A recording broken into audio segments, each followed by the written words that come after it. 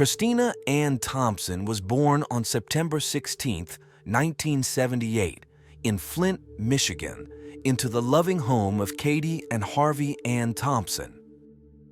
Despite the joy of welcoming Christina into their lives, the family faced a challenging time as Harvey was battling leukemia.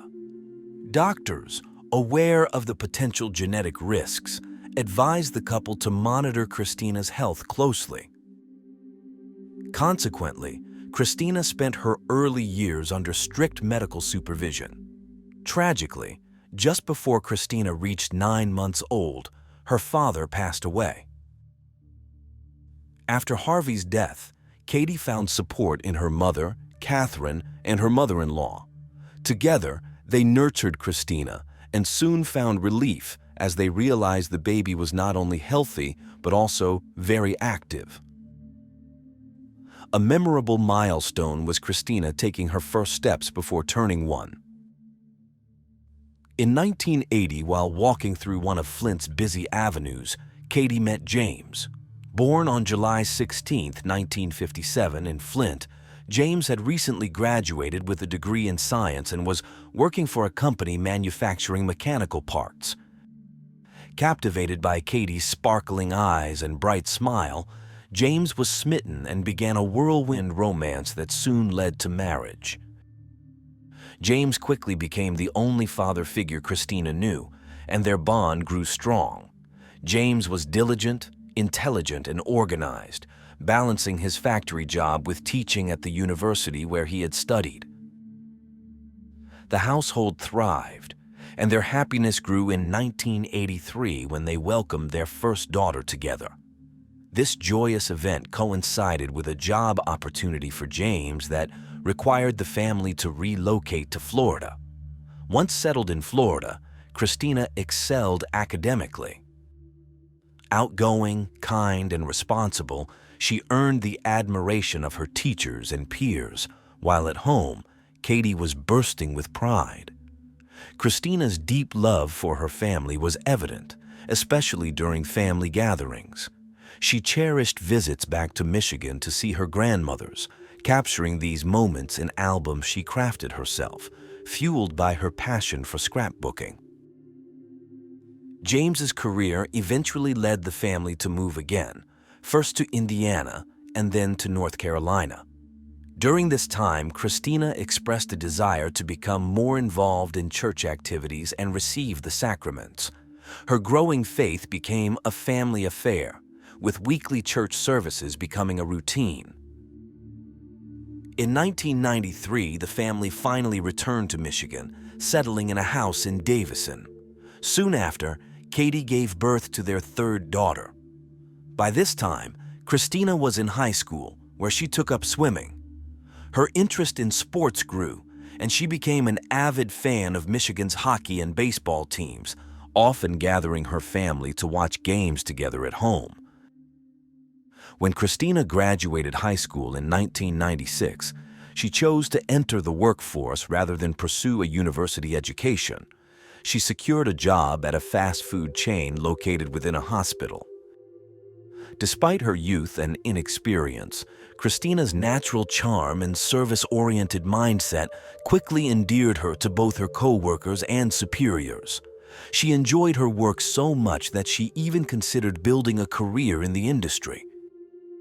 2 years later, at a party, Christina met Jason Thomas Harris.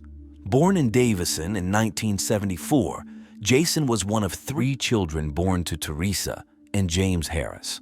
Although only 4 years older than Christina, Jason had already experienced much, including a divorce and fathering 2 children from his previous marriage. Jason worked as a laborer in a plastic manufacturing factory. Although he had a more reserved and even shy demeanor compared to Christina, this difference did not stop him from pursuing her after their initial meeting. Over time, Jason won Christina's heart, and in 2003, after 5 years of dating and being considered the perfect couple by their friends and family, they got married. During the wedding, Christina's sisters witnessed her overwhelming happiness.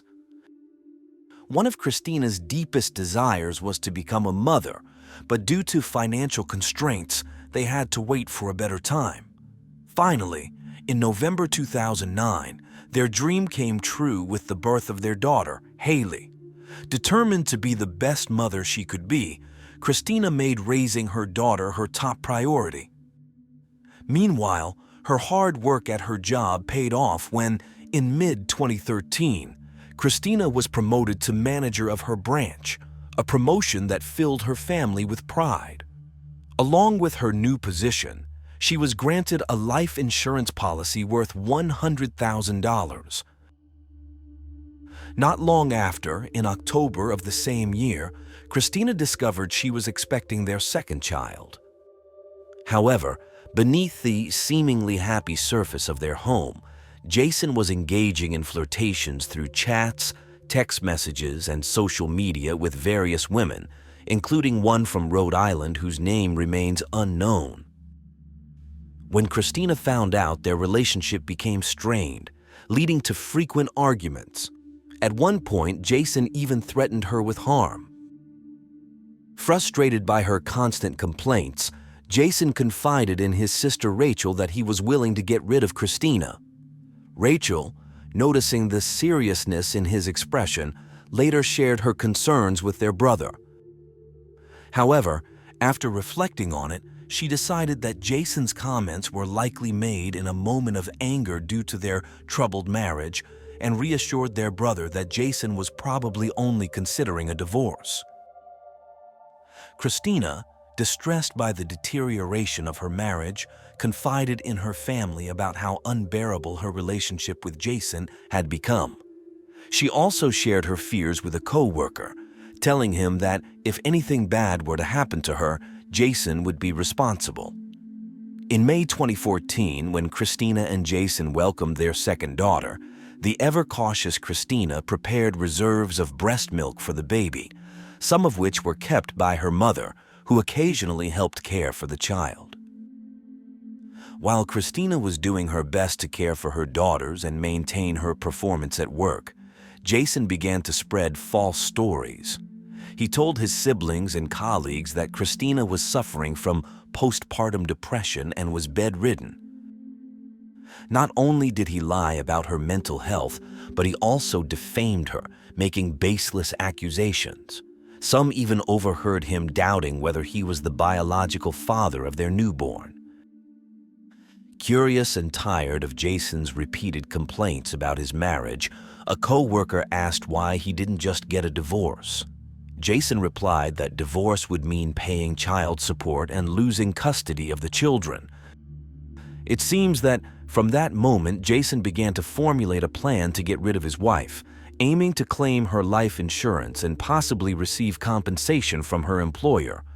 One night in August 2014, after obtaining sedatives from a third party, Jason crushed them into a drink he gave to Christina. However, she noticed a strange taste and discarded the drink after the first sip, much to Jason's frustration. His second attempt met the same result. Determined not to abandon his sinister plan, Jason asked a colleague named David for a drug that wouldn't alter the taste.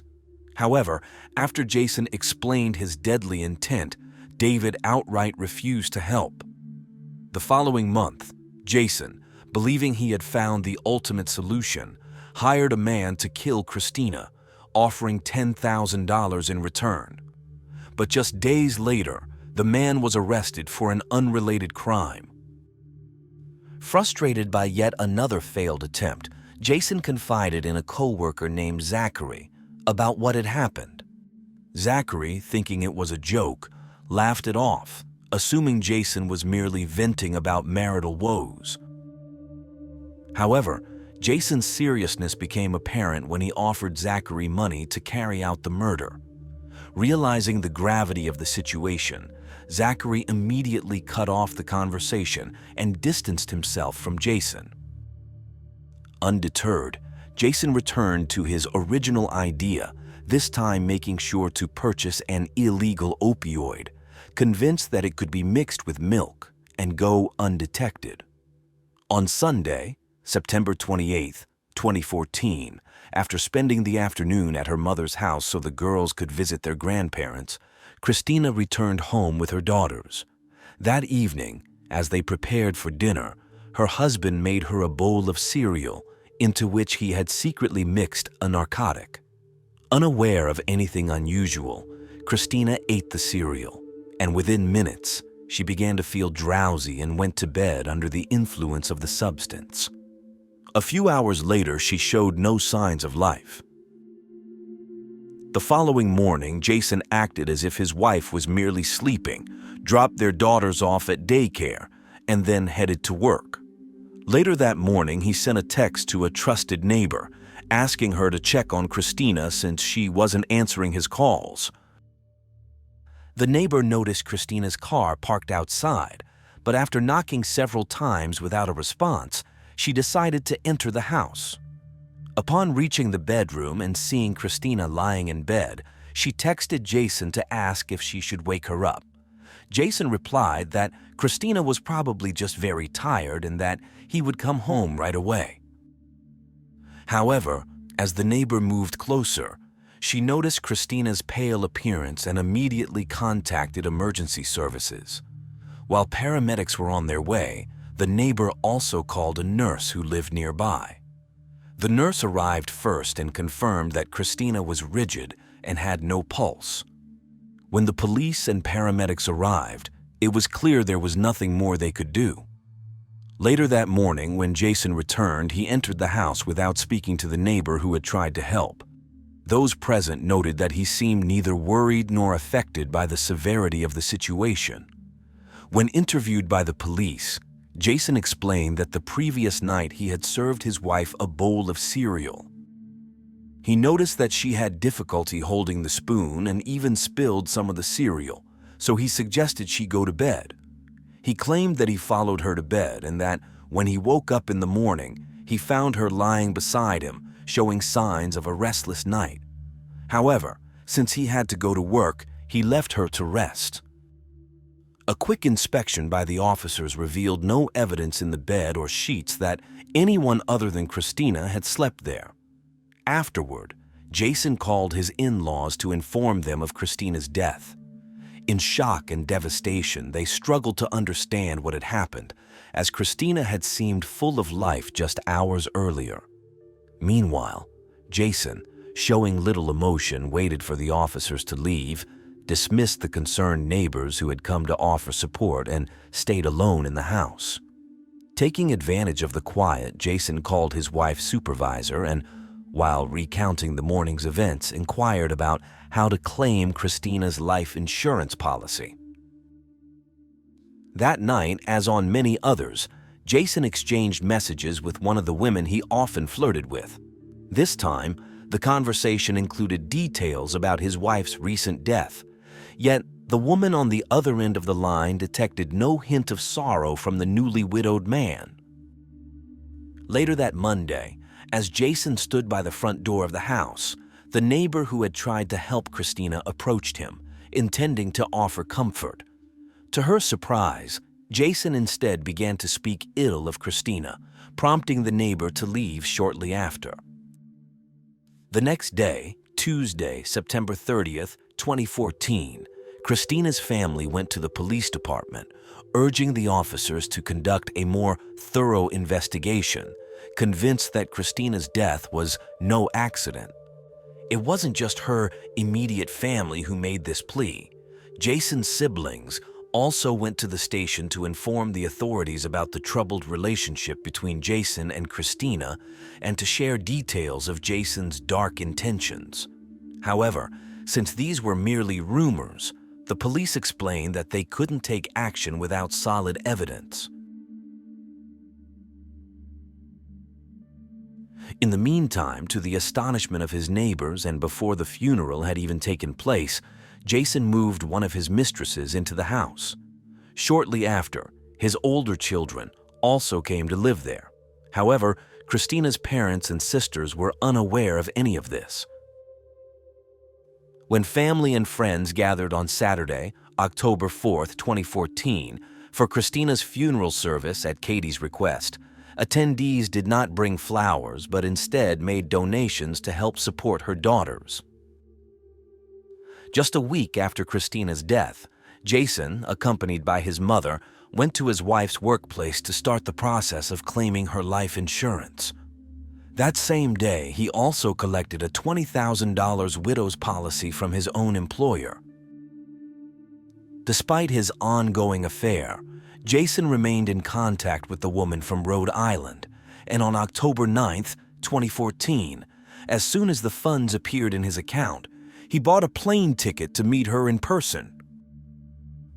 A few days later, before leaving for his trip, he left his younger daughters in the care of his older kids. After a short stay, Jason returned home. That same week, on Wednesday, October 22, 2014, a urine sample led the forensic pathologist to conclude that Christina had died from an accidental overdose, likely due to recreational opioid use. However, no needle marks were found on her body, nor was there any drug paraphernalia at the scene. This report deeply upset and confused Christina's mother and sisters, as they found the hypothesis offensive and completely implausible. Christina not only didn't take medications, but also had never had issues with drugs or alcohol. Knowing Christina as well as they did, her family was certain she would never have engaged in such practices while nursing her newborn daughter. Given these circumstances, Katie became fully convinced that her daughter had been killed by someone else, and both she and the rest of the family's suspicions pointed directly at Jason. Determined not to rest until justice was served, Katie took the lead. The grieving mother began tirelessly sending emails and messages on social media to the county prosecutor, pleading for assistance. At the same time, the entire family was careful not to let Jason see what they truly thought of him. Concerned for the safety of the little girls, whom they believed were in danger under their father's care, they made every effort to maintain a facade of normalcy. To keep a close watch over her granddaughters, Katie went to Jason's house every day to take care of them, just as her daughter would have wanted. During this period, Jason seemed increasingly out of control. He had taken to using illicit substances and, as if proud of it, made a habit of photographing himself while doing so. At the beginning of 2015, after testing positive for drugs in a screening conducted by his employer, Jason lost his job. Meanwhile, detectives had been quietly monitoring him for some time without his knowledge. A critical part of their investigation involved interviewing his siblings and former co-workers, which revealed his complaints, schemes, and comments about his wife.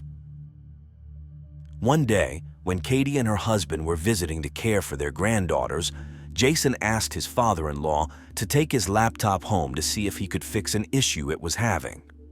James readily agreed to help and, once home, immediately contacted the authorities to inform them that he had the laptop. The police swiftly obtained a search warrant. Upon examining the laptop, the first thing they found was a photo of Jason, apparently using an illegal substance, the same substance found in Christina's body. This accumulation of what they believed to be damning evidence against Jason only deepened the desperation of Christina's mother, father, and sisters. Exhausted by the lack of consequences, they pressured investigators to finally interrogate the suspect. However, when the officers attempted to proceed, they found that Jason had already hired an attorney who blocked the interview. This setback led the grieving family to take further action, this time in conjunction with the prosecutor. In August 2016, their relentless pressure paid off when the case was handed over to the Michigan State Police. Additionally, the family's attorney suggested that pursuing a negligence lawsuit against Jason might be more effective as a first step than trying to prosecute him criminally. After deciding to follow this course of action, on September 20, 2018, Jason was called to testify under oath. The goal was to finally hear, directly from him, the circumstances surrounding the tragic event. During questioning, Jason was asked about his notable concern on the morning of September 29, 2014, regarding Christina's condition.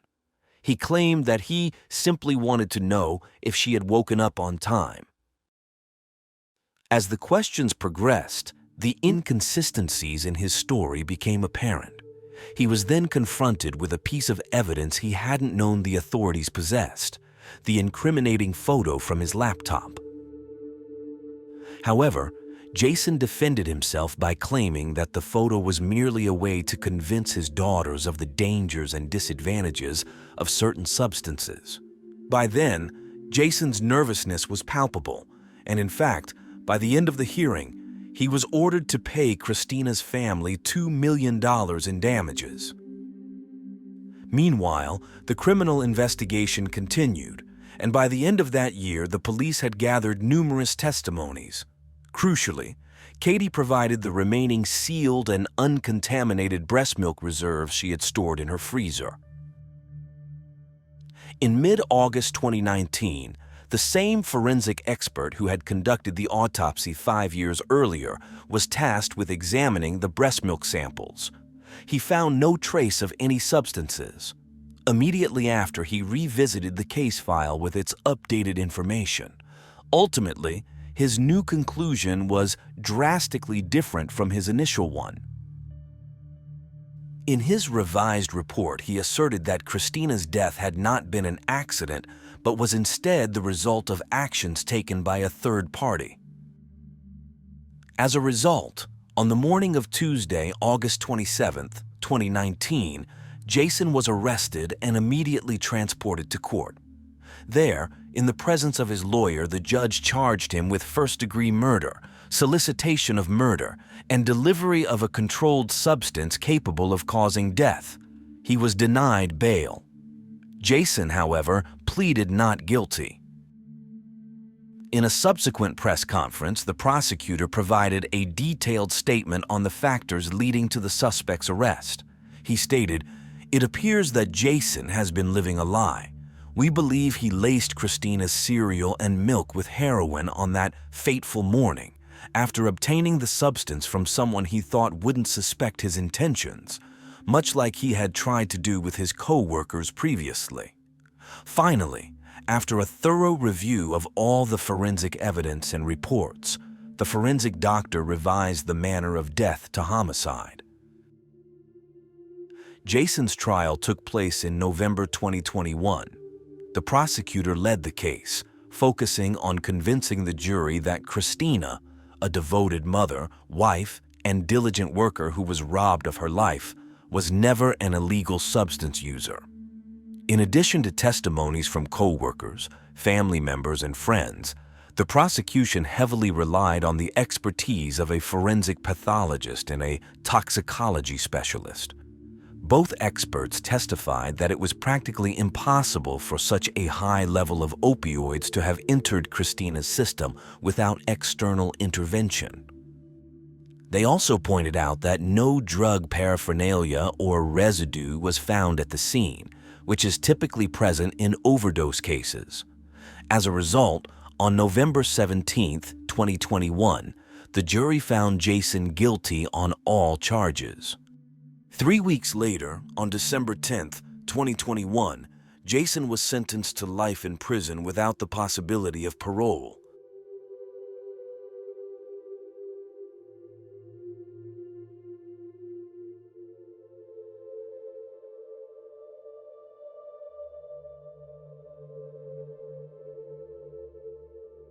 On Saturday morning, August 19, 2017, Norberta Greywind watched her 22-year-old pregnant daughter, Savannah, struggle to climb the stairs to her third-floor neighbor's apartment.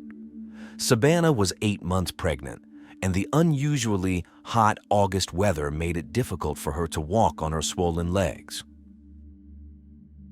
A few hours later, William Hone, the boyfriend of Brooke Cruz, the same neighbor who had invited Savannah over, climbed those same stairs. When he entered the apartment, he found Brooke scrubbing the bathroom, with Savannah's bloody and shredded body lying on the floor and a basin with a baby on top of the toilet lid. Seeing William, Brooke picked up the infant and handed it to him, saying, "This is our baby. This is our family. Please help me." In a shocking twist against any sense of morality, William assisted Brooke in cleaning up the blood, carrying bags of bloody towels and clothes out of the apartment, wrapping Savannah's body in bags secured with duct tape and ropes, and later disposing of the corpse. This heinous crime would soon send shockwaves across the entire nation. Savannah Greywind was born on August 9, 1995, in Belcourt, North Dakota. Her parents, Norberta and Joe Greywind, were Native Americans. She was a member of the Spirit Lake Sioux tribe. Shortly after Savannah's birth, the family moved to Fargo, but they returned to the reservation when she was 9 years old. Growing up in a vibrant, multicultural community, rich with colorful traditions, Savannah was immersed in nature and surrounded by the love of her family, which she valued above all else. This circle also included her grandparents and 3 siblings. Savannah was a horse enthusiast with a caring soul and was known as a committed student with average performance at Warwick Public High School. It was during her studies there that she met Ashton Matheny, who, like her, was a member of the Spirit Lake Sioux tribe. Their romance quickly blossomed, and by 2010, they were certain they had found the love of their lives. Though they dreamed of starting a home together, it was still early. However, Ashton's daily interactions with Savannah gave him a glimpse of her maternal instincts, as she adored children, particularly her nephews, whom she helped raise with great joy. Later, Savannah attended the Lakes Region State College and earned a degree as a certified nursing assistant, which led to employment at a senior care home. When the home was acquired by a large American company, she was transferred to Fargo in January 2016. To keep Savannah company, her entire family moved to Fargo, renting a modest ground-floor apartment. At that time, Ashton lived and worked in Minneapolis, about 270 miles away, making efforts to visit her regularly. During these visits, they discussed saving money to eventually move in together. In the apartment above Savannah's lived the couple Brooke and William. Brooke, born on July 4, 1979, had a troubled past despite growing up in a normal family in Florida.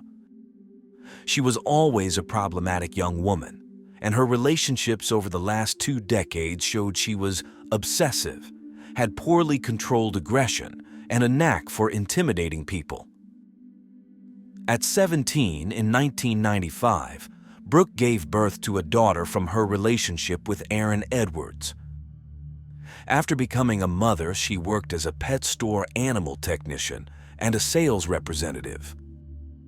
However, one day she left the state without explanation, abandoning her husband and daughter. She then led a life on the fringes of the law, ending up imprisoned in Missouri for passing bad checks, and later in Texas for violating parole while working as a waitress in a Chinese restaurant. When her daughter turned 14, Brooke had some virtual conversations with her through a social network, maintaining brief contact, always behind Aaron's back, who hadn't heard from his ex-wife since she left. Throughout those years, Brooke had numerous lovers, which she boasted about until she remarried in 2006, this time to Carl Cruz, a carpenter from Minnesota. The couple had 2 children, and Brooke worked as Carl's administrative assistant. After 3 years, Brooke left for a period, and upon her return, Carl discovered she kept meticulous records and diaries detailing rather peculiar matters. The most shocking entries included detailed accounts of her various lovers and, more disturbingly, comprehensive reports on births and pregnancy terminations. Brooke kept meticulous notes that included a list of items needed to dispose of an unborn child, scissors, knives, tweezers, gloves, and oxytocin to induce contractions or cause a miscarriage. In 2010 and 2011, Brooke visited Australia, and during one of these trips, she suffered a spontaneous miscarriage. Doctors informed her that she could no longer have children. At the end of that year and the beginning of the next, Brooke was arrested for attacking her husband Carl with a knife. After regaining her freedom, she traveled back to Australia using a false identity. In a sworn statement during a custody battle for their 2 children, Carl wrote that she often fled from her problems, citing her trips to Australia as an example. Living life on her terms, Brooke met Andrew Murray, a chef from Katoomba, through a dating app. She quickly moved to the Blue Mountains and married him. However, Andrew soon discovered the countless lies surrounding his new wife, who had concealed her true identity, the fact that she had children and that she had been previously married. Despite her deceit, Andrew fell in love and decided to salvage their relationship. He stood by Brooke's side but soon grew uneasy about her obsession with real-life crimes. Brooke's fixation on criminal psychology and famous criminals became her sole reading material and favorite conversation topic. Initially, Andrew saw it as a peculiar but harmless hobby, but his perspective shifted when she began threatening him. Andrew became alarmed as her behavior grew increasingly aggressive. He suggested she return to the United States to care for her children, but this only worsened the situation. Brooke threatened to report him to the authorities and attempted to terrorize him, making him believe the police were after him. Exhausted by her delusions, Andrew went to the nearest police station, offering to cooperate with the authorities, as he had nothing to hide. The officers informed him there were no charges against him and suggested something was wrong with his wife. Andrew recounted the torment he endured, including threatening texts and immigration documents with false names. 6 months and 10 days passed from Brooke's arrival in Australia until her return to the United States in October 2012. Back in the U.S., Andrew maintained contact with Brooke for 2 weeks, contemplating a move to reconcile their marriage. However, he soon realized it was futile. Concerned by her erratic behavior, he alerted the Fargo police about the potential danger she posed. However, the police seemed indifferent to his warnings. Eventually, Andrew severed ties with Brooke and moved on. Back in the U.S., Brooke engaged in a prolonged custody battle with Carl for their 2 children. Around the same time, in late 2012, she began a relationship with William, a few years younger than her. Details about William's background are sparse, but it is known that he had recently completed a sentence for child neglect and abuse after bringing his son to the hospital in January 2011 with fractures near his right ear. The whirlwind romance led Brooke and William to move into an apartment in the same Fargo building where Savannah's family lived.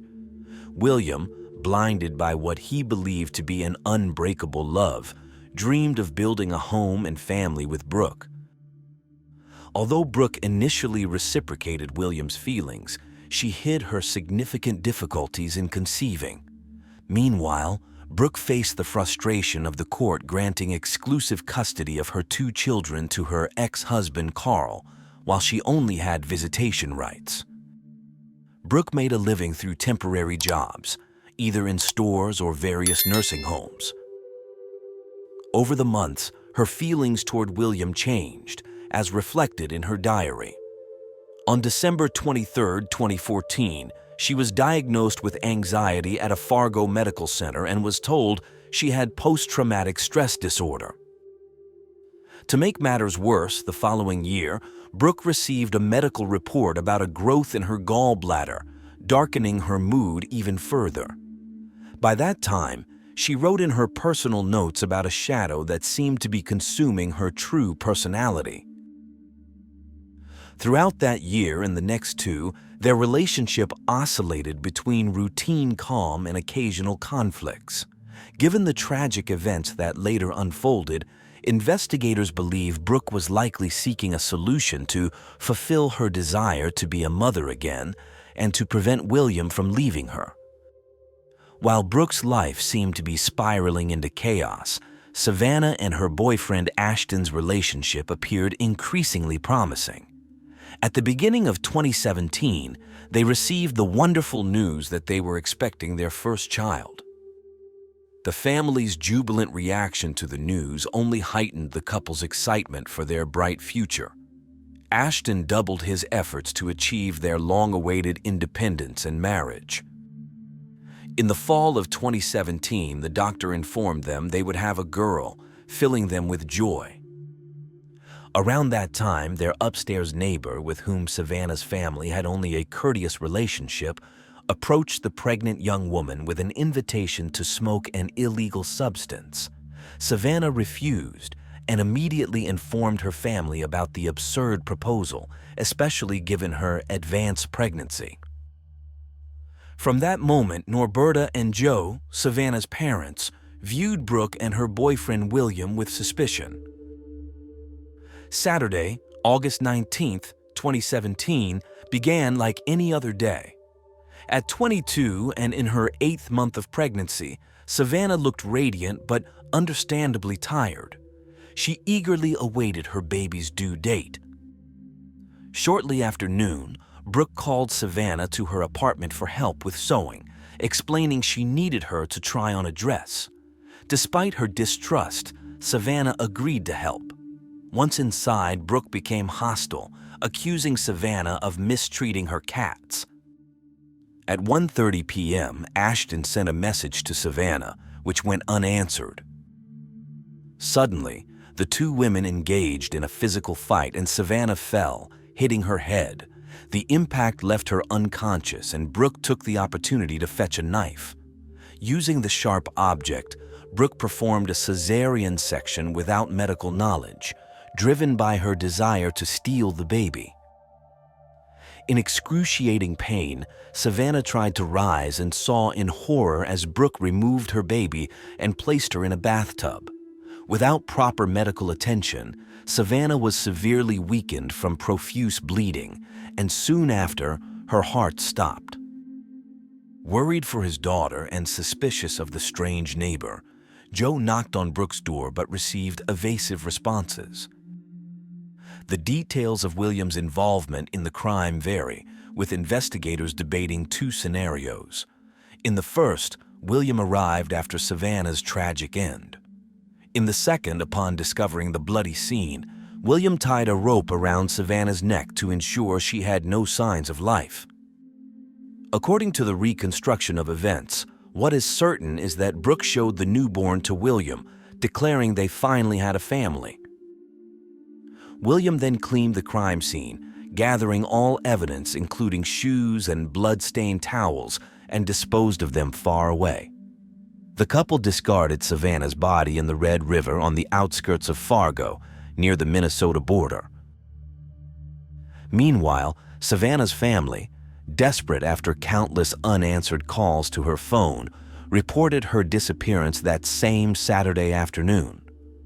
Officers arrived at their home at 5 p.m. and, after a brief conversation with Norberta and Joe, learned where Savannah was last seen. They immediately went upstairs and knocked on Brooke and William's door. The initial visit by the police to the apartment revealed nothing suspicious, so they left. However, a few hours later, still with no news of Savannah's whereabouts, the officers returned to Brooke and William's apartment for further questioning.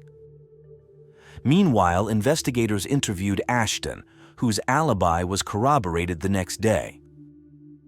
Consequently, on Sunday, August 20, 2017, the police visited the couple's residence for the third time. Despite Brooke and William sticking to their story and no incriminating evidence being found, the officers left empty-handed once again. Ashton took matters into his own hands, dedicating every moment to informing locals about the case and asking for their help in finding Savannah. During those anguished hours, the soon-to-be father couldn't stop replaying his last conversation with his girlfriend in his mind, hoping to find a logical explanation for her mysterious disappearance. Determined to follow the only viable lead, the timeline of events, the police took William to the station for an interview. He did everything he could to handle the situation. Meanwhile, back home, both he and Brooke had to care for the newborn, which involved buying necessities for feeding and clothing her. They also began informing their acquaintances that they had become parents, news that quickly reached the investigating officers.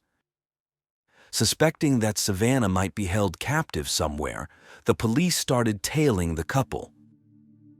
Finally, on Tuesday, August 22, 2017, the police raided Brooke and William's apartment. After moving the sofa that had been placed against the door to block entry, they found a chaotic scene. On the bed, they discovered a newborn baby, just a few days old, who was immediately taken to the emergency room. Though Brooke refused to answer the police's questions, both she and William were taken to the station. There, William revealed that when he arrived home that Saturday, Brooke was holding the baby and frantically trying to clean up the scene. His disclosures began to unravel the gruesome story. On Thursday, August 24, 2017, Brooke and William were formally arrested and charged with conspiracy to commit murder, conspiracy to commit kidnapping, and providing false information to the police. Fortunately, the baby was in good health. Genetic tests would later provide crucial evidence against those who took Savannah's life. 3 days later, Savannah's lifeless body was found on the banks of the Red River, wrapped in plastic and adhesive tape. The subsequent autopsy revealed she had been a victim of homicidal violence, though it was unclear whether she died from blood loss or airway obstruction. Genetic tests confirmed that the baby was indeed Savannah's. The child was placed under the care of the county social services and later given the name her biological parents had chosen. Ashton shared an adorable photo of himself holding the baby on social media, a moment of overwhelming joy amidst the tragedy. A candlelight vigil in memory of Savannah was held on the evening of Wednesday, September 6, 2017. The following morning, Thursday, September 7, 2017, a funeral service took place at First Assembly Church. The funeral ceremony was open to the public, drawing nearly 1,000 mourners who joined Savannah's family and friends to pay their final respects amidst tears. Native American songs filled the air as Savannah, remembered as a kind and loving girl, was honored. The town's mayor offered words in memory of the late mother. Many attendees wore red shirts symbolizing not only Savannah's loss, but also the countless other indigenous women who had met similar fates. After the service, a horse-drawn carriage carried Savannah's casket to the cemetery, followed by 10 horses, one of which was riderless. Only Savannah's family attended the burial, placing various items on her coffin according to their tribal beliefs to accompany her on her journey to the afterlife. In later interviews, Ashton shared that he suffered from recurring nightmares following the tragic events. However, the support from friends and the community was overwhelming. One significant gesture was the creation of a fundraising account in his and his baby's names to help cover essential expenses. Granted legal custody of the baby, Ashton focused on her well-being. With the help of Savannah's parents, he spent his days bathing, feeding, and changing the baby, ensuring she had everything she needed. As he later shared with the media, Ashton realized he had become both father and mother. Brooke's trial began in early December 2017 at the Fargo courthouse. At 6 months old, Savannah's baby was seen in her father's arms during the hearings, where Ashton learned in detail the twisted circumstances of Savannah's death. The prosecutor emphasized Savannah's baby took her first breath as her mother took her last, seeking a life sentence without parole for Brooke, whom she called dangerous and heartless. Brooke's attorney requested life with the possibility of parole, arguing that in his 38-year career, he believed everyone could change, pointing to Brooke's acceptance of responsibility. In February 2018, at the sentencing hearing, moments before the judge announced the verdict, Brooke apologized to Savannah's family for the pain she had caused. She acknowledged there was no excuse or way to undo her actions. Ultimately, Brooke was sentenced to life without the possibility of parole for the crime against Savannah. William, having accepted a plea deal and cooperated fully with the investigation, avoided charges of conspiracy to commit murder and to take the baby. Instead, he faced lesser charges of conspiracy to kidnap the baby and providing false information to investigators. However, the judge designated William as a particularly dangerous offender due to his prior conviction for child neglect and abuse, increasing his sentencing possibilities from 20 years to life imprisonment. During his sentencing hearing, William expressed deep remorse. However, during the victim impact statement, Savannah's mother expressed that William's supposed remorse was insufficient. She urged the judge to apply the full weight of the law, condemning Williams and his girlfriend's actions as atrocious and twisted. The judge heeded her plea, sentencing 33-year-old William to life imprisonment as a particularly dangerous offender. Despite this, he was given the possibility of parole. William later appealed his status as a particularly dangerous offender, and in August 2019, the North Dakota Supreme Court ruled that the designation was inappropriate. Consequently, a new sentencing was ordered. The second hearing took place on October 7, 2019. Although the judge disagreed with the decision, he aimed to be as severe as possible, sentencing William to 20 years in prison. Beyond the court and complex judicial processes, Savannah's loved ones strove to regain a sense of normalcy, especially because they believed that Savannah's baby deserved a full life, not one overshadowed by grief. For Ashton, every moment with his daughter was particularly precious after surviving such a nightmare. After enduring such a stressful and painful time, Ashton told the press he felt relieved that life for both of them had become much more tranquil and stable. The young father devoted himself to studying business administration at a local community college. Given their financial constraints, Ashton was looking for a better-paying job alongside his obligations. He was very grateful for the support from the fundraising account, using the money to buy a vehicle and renovate their modest home.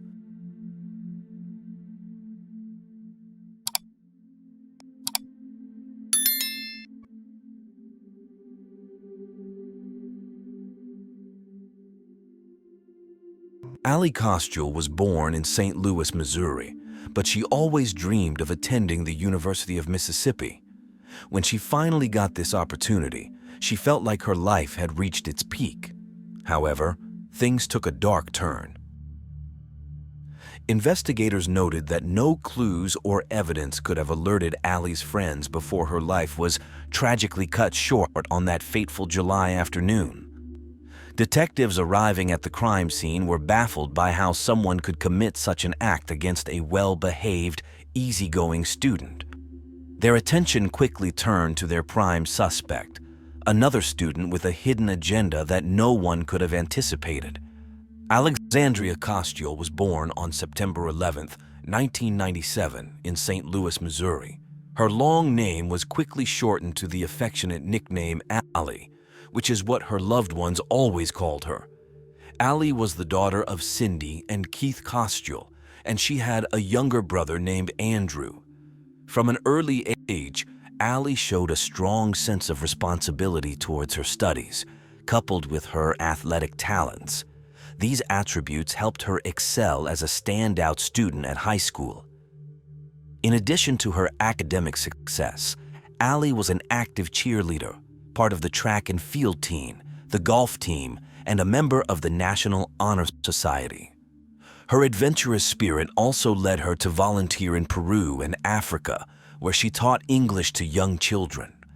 Cindy and Keith were extremely proud of their daughter, as Allie's affection and light touched everyone around her. She loved animals and children, often working as a babysitter to earn some money, and her caring nature made her a favorite among families. Allie also enjoyed dog walking and was an enthusiast of yoga and half-marathon running. Her spiritual nature and constant smile made her approachable to everyone. During this period of her life, she formed a deep bond with Maddie Norris. The two became inseparable, sharing dreams and secrets in a way that felt like they had known each other in previous lives. Their friendship was more like a sisterhood, leading to many shared adventures. After graduating in 2016, Allie enrolled at the University of Mississippi to study business administration. She was thrilled to be part of an institution rich in tradition, history, and football. Her parents witnessed the excitement and joy this new chapter brought to her life. Allie also dreamed of meeting a charming Southern boy with whom she could one day start a family. Despite the distance, her friendship with Maddie remained as strong as ever. It was no surprise to her loved ones that Allie thrived not only academically but also socially. She quickly made new, meaningful friendships, including one with Elizabeth, whom she met at a campus party. They shared several common interests, which solidified their close bond. Among the new people in her life, one stood out as particularly special to Allie, driven by her innocent romantic aspirations. She set her sights on Brandon Thiesfeld, a young man just a year older than her from Fort Worth, Texas. Brandon was the son of Daniel Thiesfeld, a medical professional. Brandon enjoyed an idyllic childhood filled with love and all the comforts any child could wish for. Raised in a good Christian family, he had ample opportunities for outdoor activities like hunting and fishing in the vast Texan landscape. As he grew older, he also shone as a football player at his school. Like Allie, Brandon was a student at the University of Mississippi's business school. They shared mutual acquaintances and even attended some classes together. However, Brandon's temperament was quite different from Allie's. But as the saying goes, opposites attract. According to local records, Brandon was arrested in April 2017 for public intoxication and possessing a fake ID. This wasn't his only brush with the law. He was involved in another incident, though the Oxford Police Department later confirmed that the records of this case were expunged and sealed. Despite these isolated incidents and the generally good conduct Brandon displayed, there was someone who did not find him particularly likable and had reasons for such a perception. Rex Ravita, another student who lived in a dormitory across the hall from Brandon during their freshman year, frequently encountered him. Rex found Brandon's behavior objectionable, considering him a spoiled daddy's boy. According to Rex, Brandon often boasted about his father's wealth and how it could get him out of any trouble, which Rex found particularly annoying. Additionally, Rex had noticed another particularly unpleasant trait in Brandon. He often treated women in a degrading manner. One night when Allie and Brandon crossed paths at a local bar, she felt an immediate attraction. It didn't take long for them to start dating occasionally, though Allie wished they spent more time together. She often brought him along as her date to most of her parties. However, to almost everyone observing their developing relationship, it was clear that Brandon wasn't as enamored with Allie as she was with him. Despite this, Allie seemed blinded by her initial impression and Brandon's good looks, never seeing through the facade. The evident disinterest from Brandon and his flaws, which were apparent to everyone else, went unnoticed by Allie. She was convinced she had found her dream man and envisioned a future with a home and family. As weeks and months passed, their relationship grew complicated. Around their second year in college, driven by her intense feelings, Allie sent Brandon numerous late-night texts while she was out partying, eager to chat with him. Without any explanation, he blocked her number. During this time, Maddie visited Oxford to see her friend and unofficial sister. Naturally, she was excited to meet the new man in Allie's life, but to her surprise, Brandon didn't show up.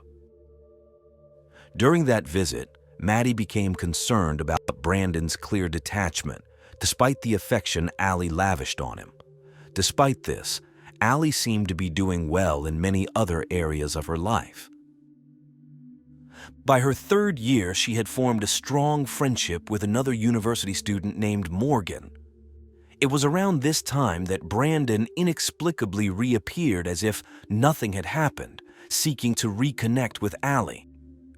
Allie interpreted this gesture as a sign of mutual romantic interest and became filled with hope. However, she was the only one who saw it that way. To everyone else, it was strange, knowing that Brandon had no genuine feelings for her. One of the most astonished by the situation was Rex. Upon learning about the supposed romance between Allie and Brandon, he believed that the young Texan was emotionally manipulating her, making her think he loved her, something Rex was sure was false. Deep down, Allie might have been aware of Brandon's lack of affection. This could explain why her closest friends and even her parents knew very little about him. References to Brandon and their relationship were quite vague.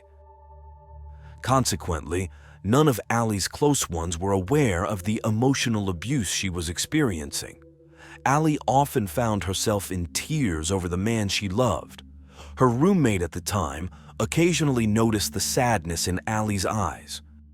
However, as she mentioned in a later interview, Allie was a girl who radiated pure light and had the ability to appear happy even when she was sad. According to her, Allie's kindness blinded her to others' malice, making her see people as better than they actually were. In April 2019, Allie told Brandon that she was worried she might be pregnant and sent him a picture of a home pregnancy test.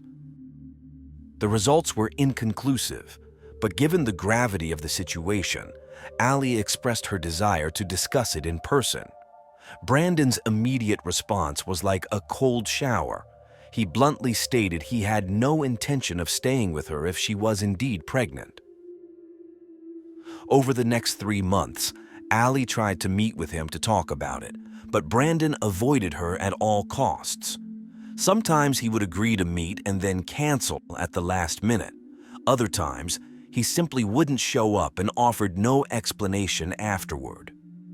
Amid this emotional roller coaster, Allie continued with her life, hoping the situation would improve, and only communicated with Brandon electronically. Unbeknownst to her, Brandon was spending long hours trying to find a solution to what he saw as a major problem. He spent days researching online about medications and clinics for terminating a pregnancy. Unsatisfied with these options, he even considered more extreme scenarios, looking up how to use a weapon and hide a crime. In the midst of the uncertainty about their relationship status, the vacation period arrived. Allie decided not to travel back home to Missouri. Given that she was in her final year and had high academic ambitions, she chose to stay at the university in July to attend a summer course. Additionally, she was teaching fitness classes at the time, which motivated her to sacrifice her break to earn extra money for her expenses. However, Cindy and Keith were not willing to miss the opportunity to be with their daughter. They informed her that they would come to visit. Allie was overjoyed at the news.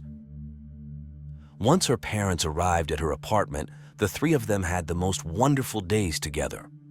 Allie and her mother went shopping and chatted endlessly about countless things.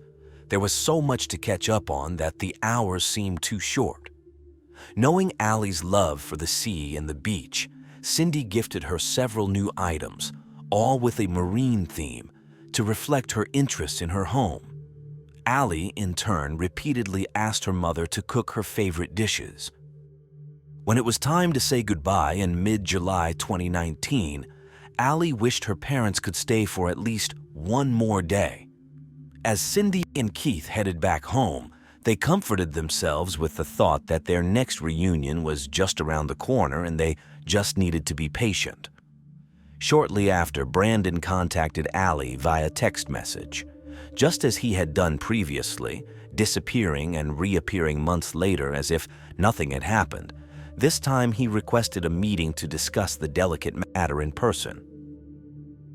On Friday, July 19, 2019, back in St. Louis, Cindy called her daughter to confirm everything was all right. True to her word, Allie went to a bar that night. A while later, surveillance cameras captured her leaving the place, wearing a white shirt and blue shorts, with her head down, seemingly texting. The footage shows her in front of the door, though she doesn't enter the establishment. Afterward, Allie returned home but left again without her roommates hearing. Around midnight, she finally met up with Brandon. The details of what transpired next have been elusive to the authorities. No one knows what was said or the tone of their conversation. It's assumed there were accusations and clarifications, but this remains speculative.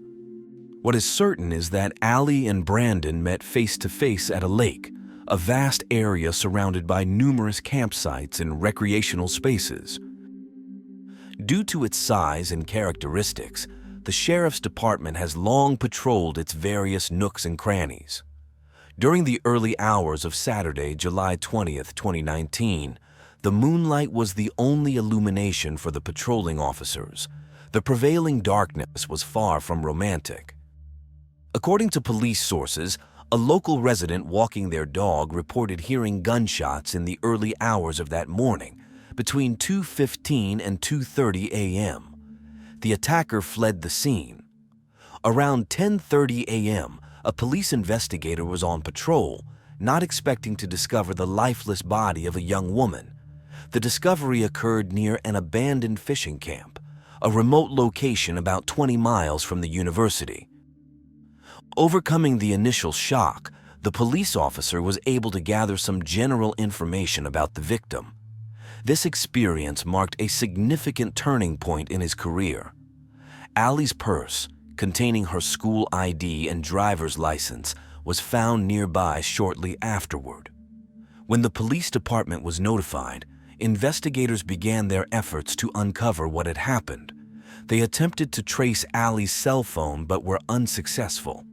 Meanwhile, that Saturday, Brandon spent the day with friends, behaving as if it were any other day, showing no apparent signs of distress. They went bowling and chatted normally, with none of his friends noticing anything unusual. At some point between Saturday and Sunday, Brandon wrote a letter to his parents, revealing his anguish over his actions. Though he avoided explicitly mentioning the crime, he confessed to something terrible that would likely result in his imprisonment or death. He was certain that sooner or later the police would catch him. As investigators delved into Allie's social circle, Brandon emerged as a potential suspect. The team focused their efforts on trying to contact him, but all calls to his cell phone went unanswered. On Saturday afternoon, the police visited Allie's family to deliver the devastating news. The words hung in the air, creating a surreal sense that they were living a nightmare. Overwhelmed with grief, Cindy and Keith had to face an unimaginable reality. Allie's close friend Maddie struggled to make sense of what had happened. Her mind flooded with memories of the time spent with the friend she considered a sister. Meanwhile, the police continued their attempts to reach Brandon. By then, he had left his friend's house and was driving his truck. Allie's cell phone remained missing. The news of the crime shocked the university community and local residents. However, due to the ongoing investigation, the police withheld further details. As a result, it was unclear whether the attacker had killed Allie at the lake or abandoned her there afterward. The same confusion surrounded the murder weapon and the connection between the victim and the perpetrator. This changed when investigators made a crucial discovery. In Allie's room, they found her smartwatch, which turned out to be an invaluable piece of evidence. The smartwatch allowed them to uncover some of the text messages exchanged between Allie and Brandon. Realizing the urgency, the team immediately tried to contact Brandon, who this time answered their call. He apologized for not responding earlier and made excuses to avoid meeting with the officers, but promised to come to the police department first thing on Monday, July 22nd. After hanging up, fully aware of his predicament, Brandon continued to travel as far as possible. On Sunday, July 21st, 2019, he arrived at another friend's house carrying an unusual item, a firearm. He made no effort to hide it and even unloaded it in front of his host. Brandon also brought a six-pack of beer, so they sat down to drink, chat, and watch television.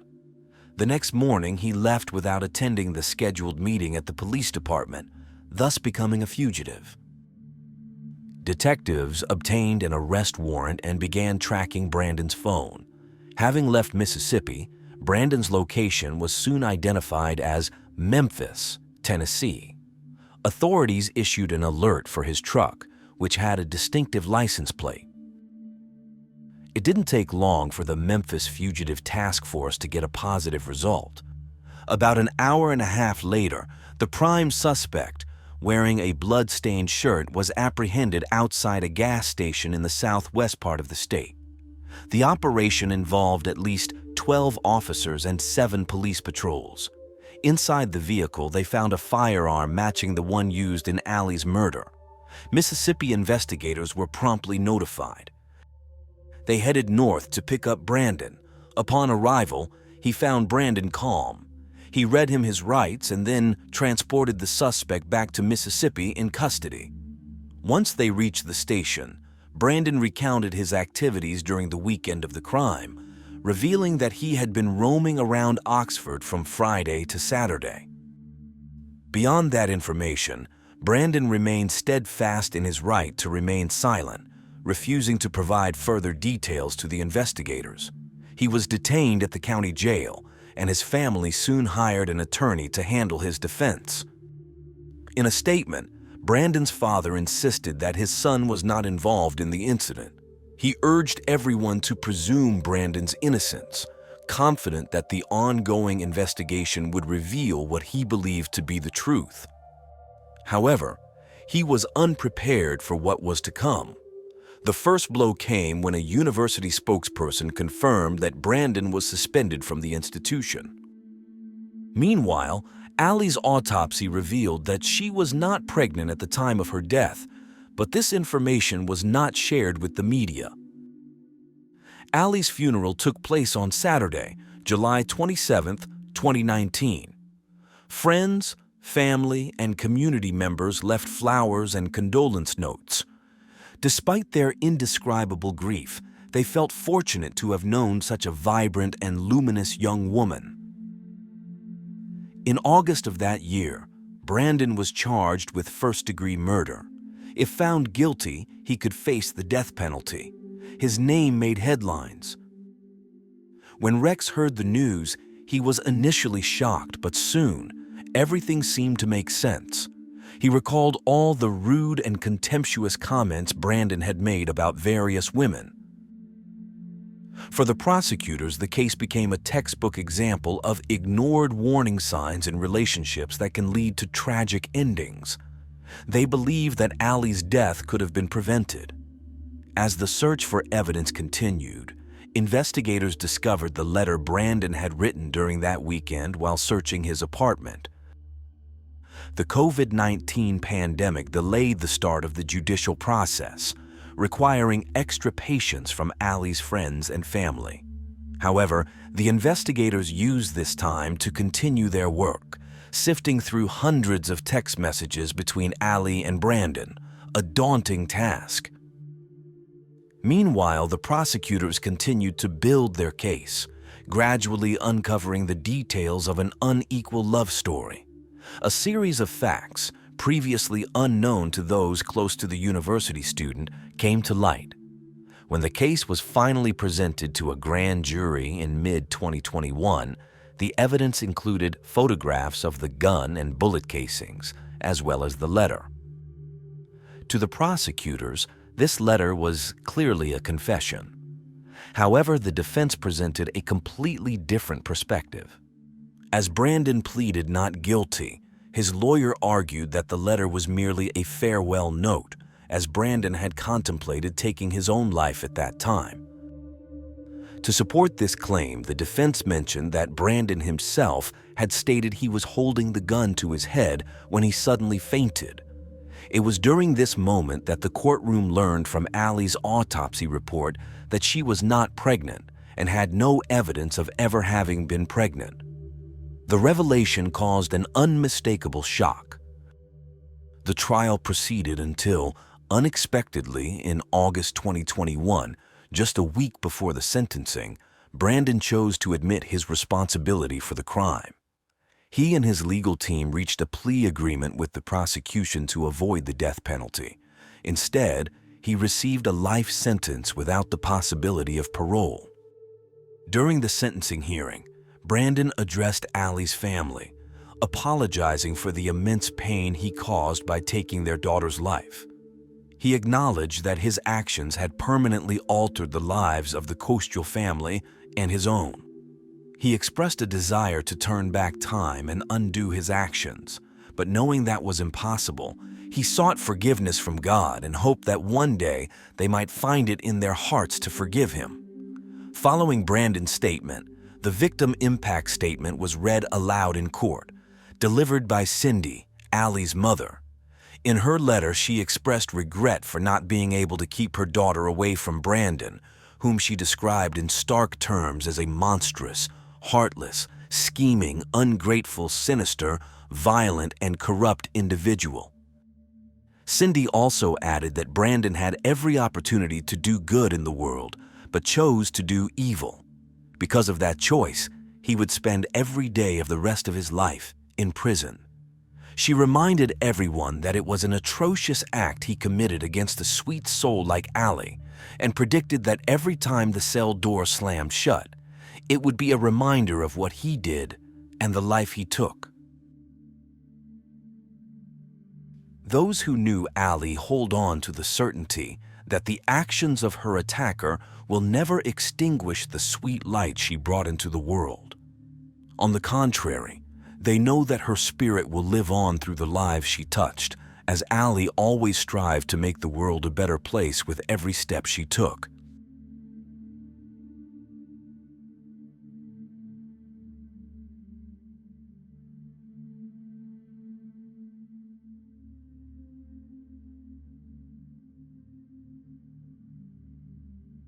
You smothered her laugh, you crushed her smile, and you left us with the nightmare of the unimaginable.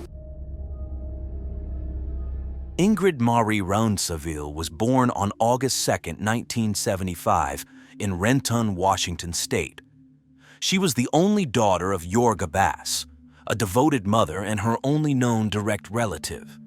Ingrid completed her high school education at Canyon del Oro High School in Tucson, Arizona, in 1993.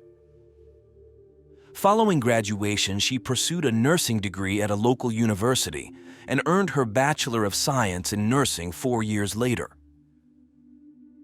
About 3 years after her graduation, Ingrid returned to Washington where she met Philip Line. The couple eventually married, and Ingrid took his surname, becoming Ingrid Lin for the rest of her life. The joys of motherhood followed her marriage, with the birth of her daughters, Reese, Brooke, and Noelle, each born 2 years apart. Her daughters were consistently her greatest joy and purpose in life. Around 2014, Ingrid's marriage to Philip encountered difficulties, leading to a divorce that was finalized amicably, with both parents sharing custody of their daughters. Despite the separation, Ingrid retained her vibrant, energetic personality. At this time, she was working as a nurse at the Swedish Medical Center, where she was highly regarded by doctors, patients, and fellow staff for her dedication and professional commitment. Her career was undoubtedly the second most important aspect of her life. Her relationship with Philip evolved into a supportive friendship, easing the co-parenting of their daughters. This emotional maturity greatly benefited their children's upbringing.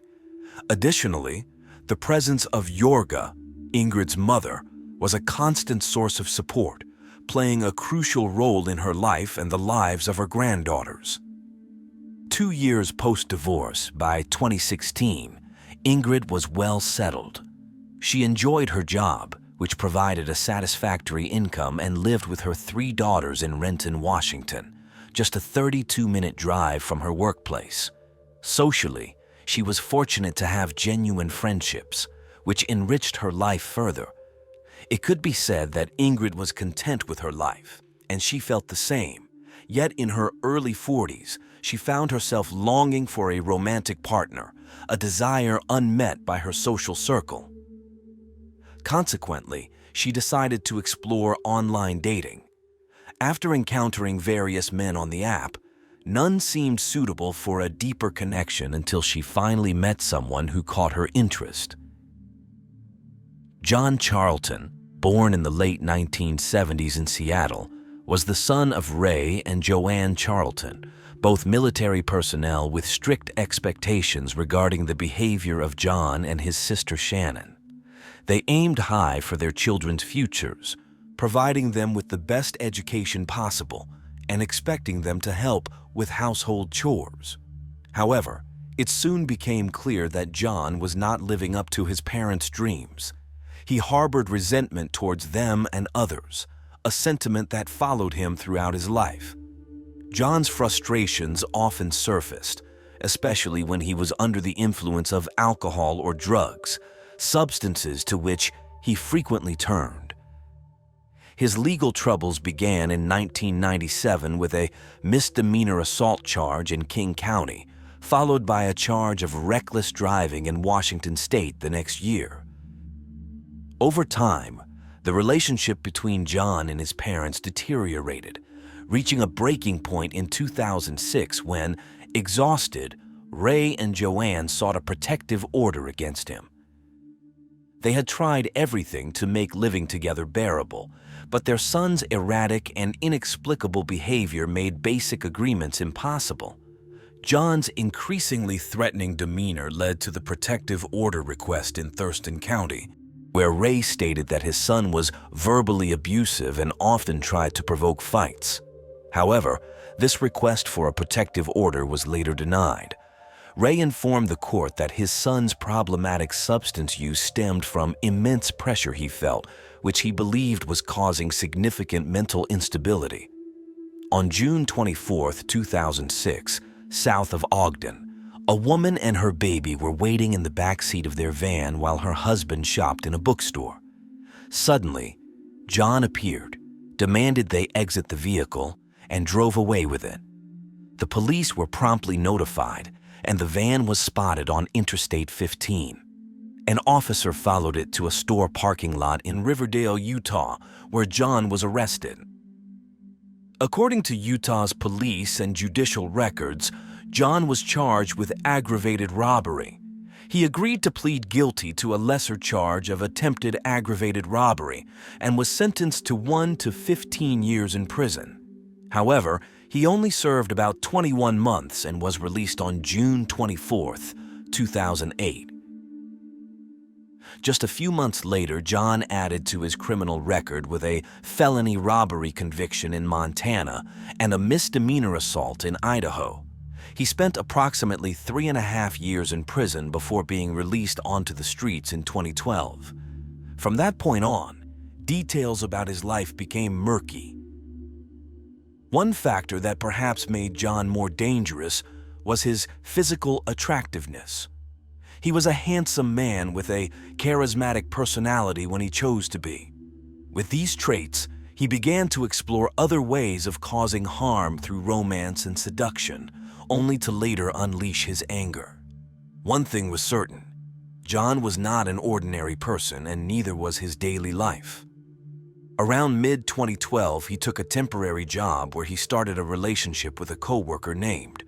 Initially, she was taken in by his charm. However, there were some signs that, although not entirely clear to her, made her cautious. Something about him, something unsettling and mysterious in his demeanor. Trusting her instincts, she decided to end the relationship. By 2013, they had parted ways. After that, there was a string of women in his life, whose identities remained confidential for security reasons. These women were later consulted by authorities regarding John's criminal career and personality traits. In their subsequent statements, the ex-girlfriends revealed details such as aggressive and dangerous behavior, as well as confessions of major crimes he claimed to have committed, the veracity of which authorities were trying to ascertain. Broadly speaking, John lacked stability in both his work and personal life.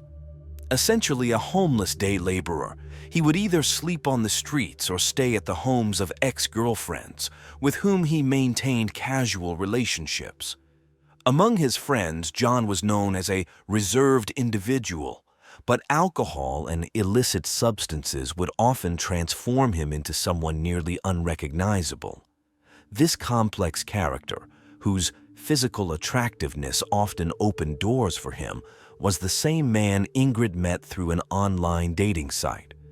After exchanging messages and finding mutual interest, they agreed to meet in person. Their first date was set for Friday, April 8th. The plan was to watch the Seattle Mariners' opening game and then, if things went well, go out for drinks afterward. On the eve of their date, Ingrid shared her plans with friends and coordinated with Philip so he could look after the girls that evening. On April 8th, John and Ingrid attended the baseball game, which started just after 7 p.m. They enjoyed themselves enough to continue the evening at a local bar. Around 10:35 p.m., Ingrid texted a friend to confirm that everything was going smoothly with her new acquaintance. However, the night took a sinister turn shortly after. It appears that Ingrid brought John back to her home. Instead of the intimacy she had hoped for, she met a tragic end. The seemingly pleasant man she met online revealed his darkest side. He not only took her life, but also dismembered her body using a sharp gardening tool. After cleaning the crime scene, he placed the parts into plastic bags he had found in the kitchen. He then took Ingrid's car keys and drove her vehicle, a 2015 Toyota Highlander, to Seattle, where he disposed of the remains. John likely continued to drink alcohol after disposing of the evidence, as he did not show up at his ex-girlfriend's house later that night or the next morning, even though she had expected him early on Saturday and was surprised by his absence. Meanwhile, that same morning, Philip arrived at his ex-wife's house around 10 a.m. to drop off the girls. Despite repeatedly knocking, he received no response. He then took a closer look around and noticed that Ingrid's vehicle, which was usually parked outside, was missing. This was particularly odd because he knew Ingrid was off work that day, which was why she had made plans to go out the previous night. Ingrid was a devoted mother who always wanted her daughters close by, and she was invariably at home when Phil brought them over. If her romantic evening had gone on longer than expected, they had a trusting enough relationship that she would have told him to keep the girls longer. Concerned by her absence, Phil repeatedly knocked on the door and tried calling her cell phone several times, all attempts unsuccessful. He then decided to contact Ingrid's mother. Shortly after, Jorga arrived with a spare set of keys Ingrid had given her for emergencies. Upon entering the house, they immediately noticed Ingrid's wallet, purse, and cell phone were left behind, but there was no sign of Ingrid herself. She quickly checked the last messages on her daughter's phone and saw messages from John about the date. She then sent a text to John, asking if he knew anything about Ingrid's whereabouts. He replied that they had indeed gone out the previous night but had parted ways after the game because she needed to return home to her daughters. She informed him that a police officer would need to speak with him since he might have been the last person to see her. After that, all communication from John ceased, prompting Ingrid's mother to alert the authorities.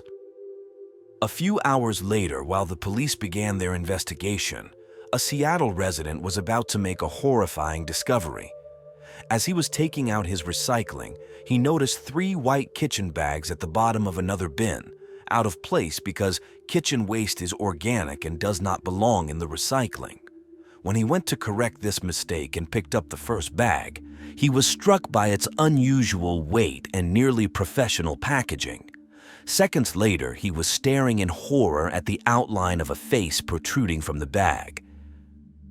Shocked, he called a neighbor to confirm what he was seeing.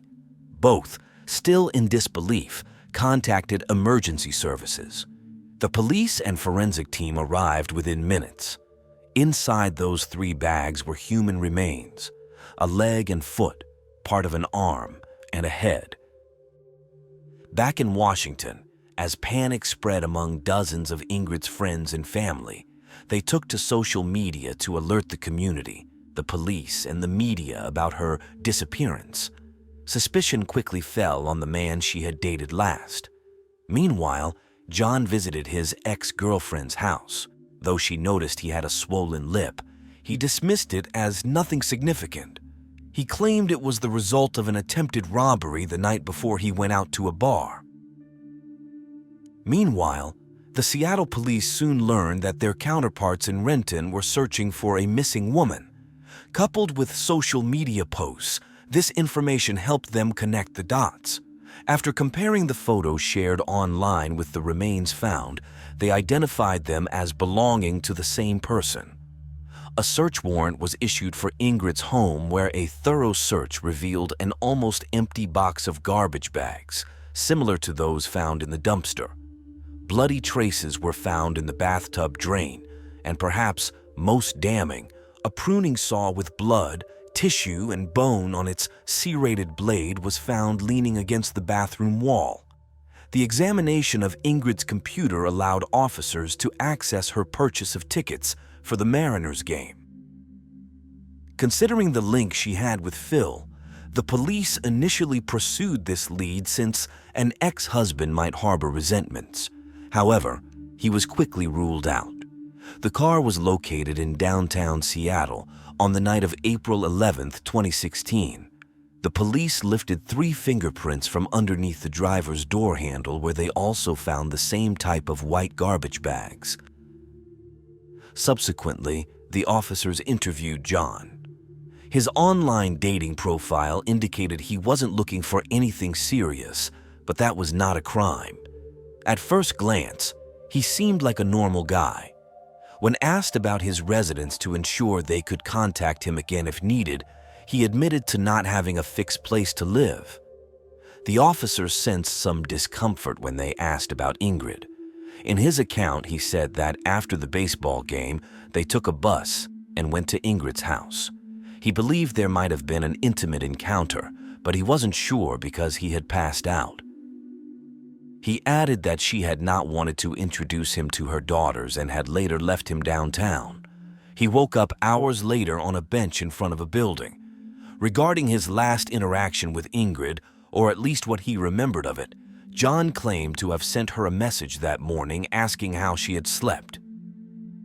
As the investigators delved deeper into his story, they uncovered his peculiar relationship with his ex-girlfriend, but that was not illegal either. John eventually asked for a lawyer. The officers left the room but did not stop the video recording.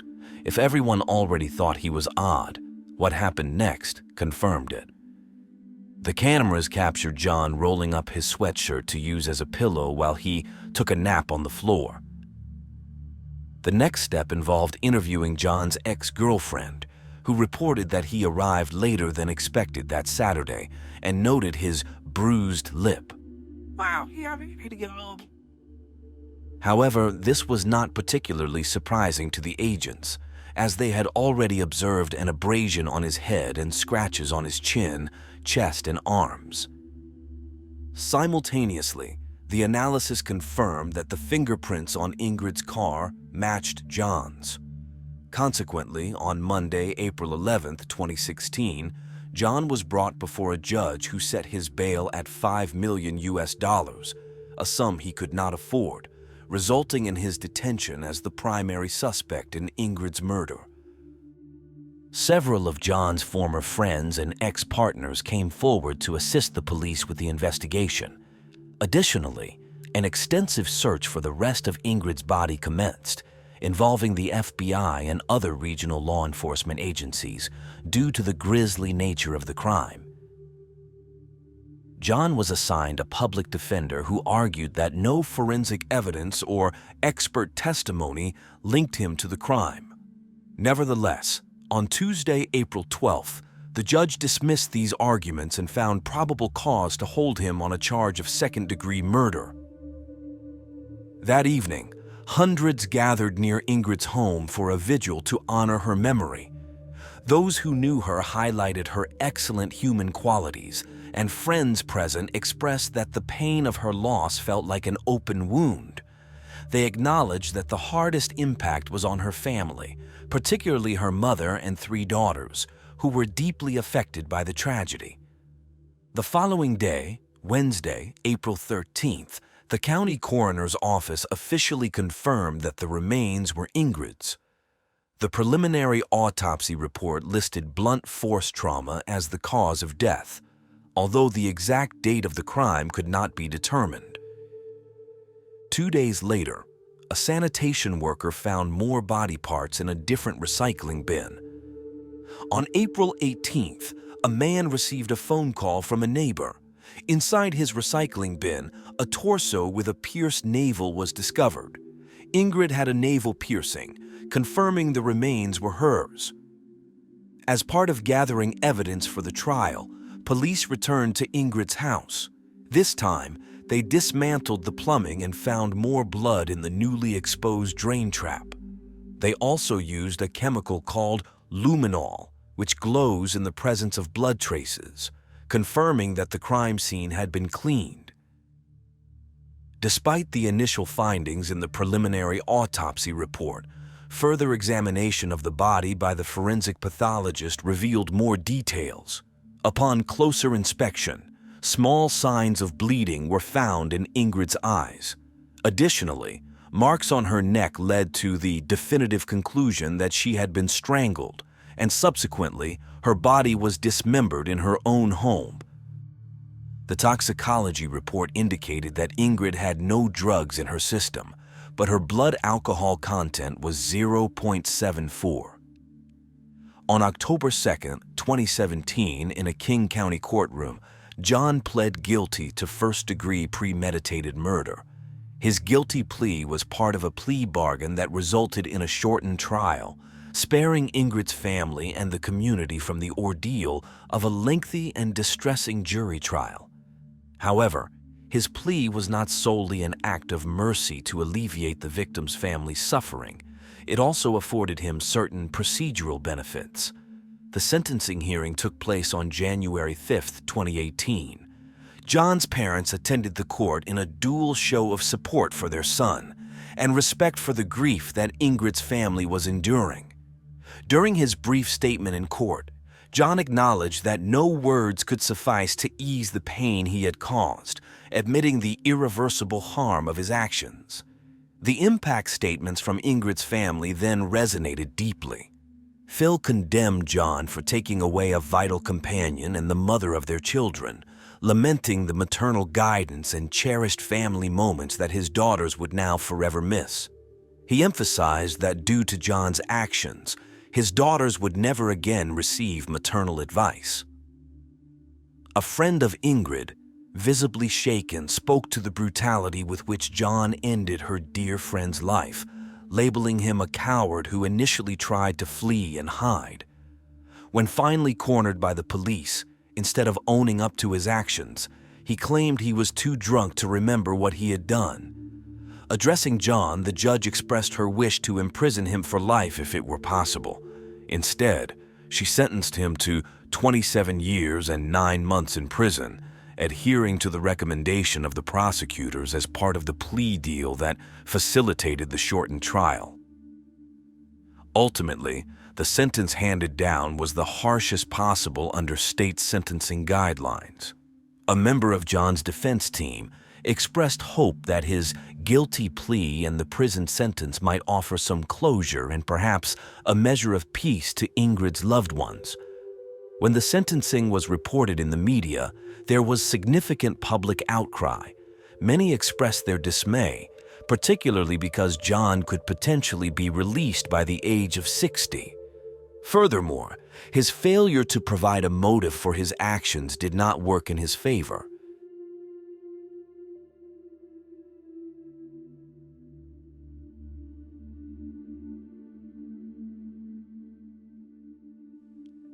Silvia Venceslavova, known as Sylvie, was a Bulgarian webcam model who had unwittingly become the most significant figure in Grant's life. He encountered Sylvie on Cam Girls, a live-streaming adult website. Grant was captivated by her performances, spending many hours each night watching her. It cost him 90 tokens per minute to view her sessions, and he regularly purchased 5,000 tokens at a cost of $600. Grant quickly began lavishing gifts on Sylvie, sending her clothes and sex toys, treating her as if she were his girlfriend. While Sylvie did not reciprocate his romantic feelings, she did acknowledge his financial generosity. Unbeknownst to Sylvie, however, the funds were not Grant's own. He had been covertly siphoning money from his father and brother. In a mere 3 months, Grant had squandered $200,000 of his family's money on his fixation with Sylvie.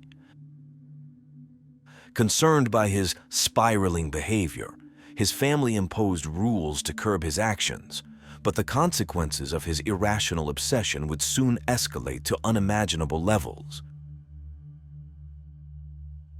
Margaret Ann and Chad Robert Amato got married in the mid-1980s. Margaret, who was 2 years older than Chad, already had a 3-year-old son named Jason from her previous marriage. Chad didn't mind that Margaret had a son and was eager to treat Jason as his own.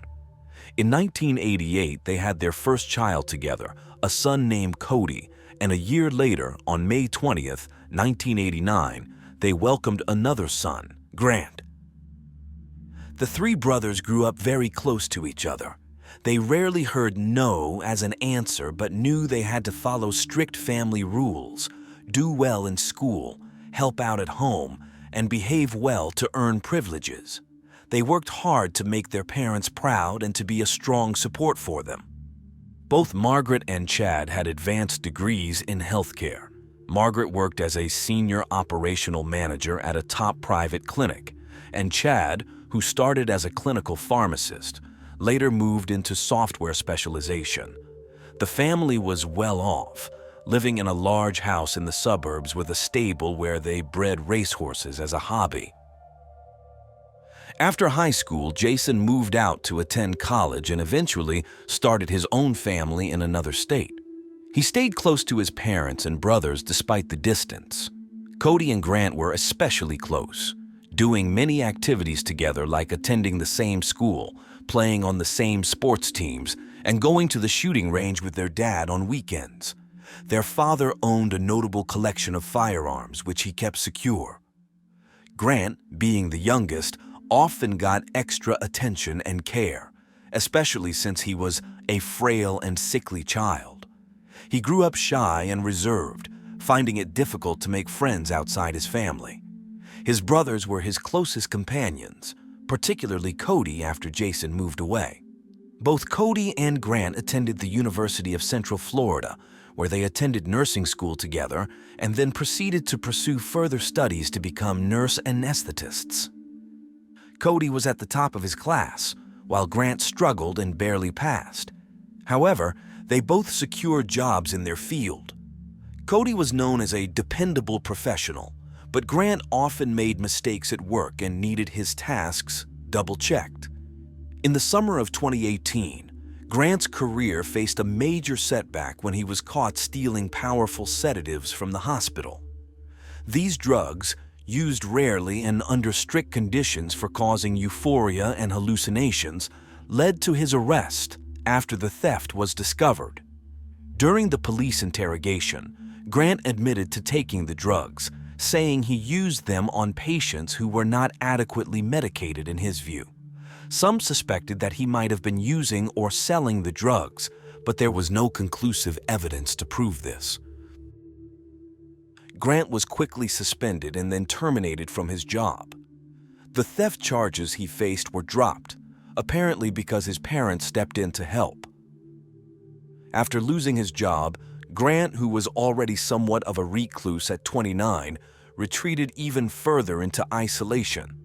He spent most of his time inside, often on his computer, and his internet activity was primarily focused on adult websites. Grant struggled with social interactions, especially with women, which left him feeling inadequate. To cope, he spent a lot of time chatting with webcam models on various websites, trying to fill the emptiness of his solitary life. Unfortunately, this habit was expensive, and Grant funded it by taking money from his parents and his older brothers. His dependency on adult content and alcohol became an addiction. Despite this, Grant seemed satisfied with this lifestyle, living off his family's resources and contributing nothing in return. On a platform for private online interactions, Grant met Sylvia Venceslava, or Sylvie, a stunning and charismatic woman from Bulgaria. Her confidence and charm drew him in. Sylvie made Grant feel loved, desired, and unique. He began to believe that they had a real connection and that her feelings for him were genuine. Convinced they were in a relationship, Grant was determined to stand out among her admirers. He spent hours and thousands of dollars each day to keep her attention solely on him and lavished her with gifts like expensive lingerie and jewelry, which she wore during their video chats. Eventually, his father had enough and gave him an ultimatum: find a job or leave home and lose financial support.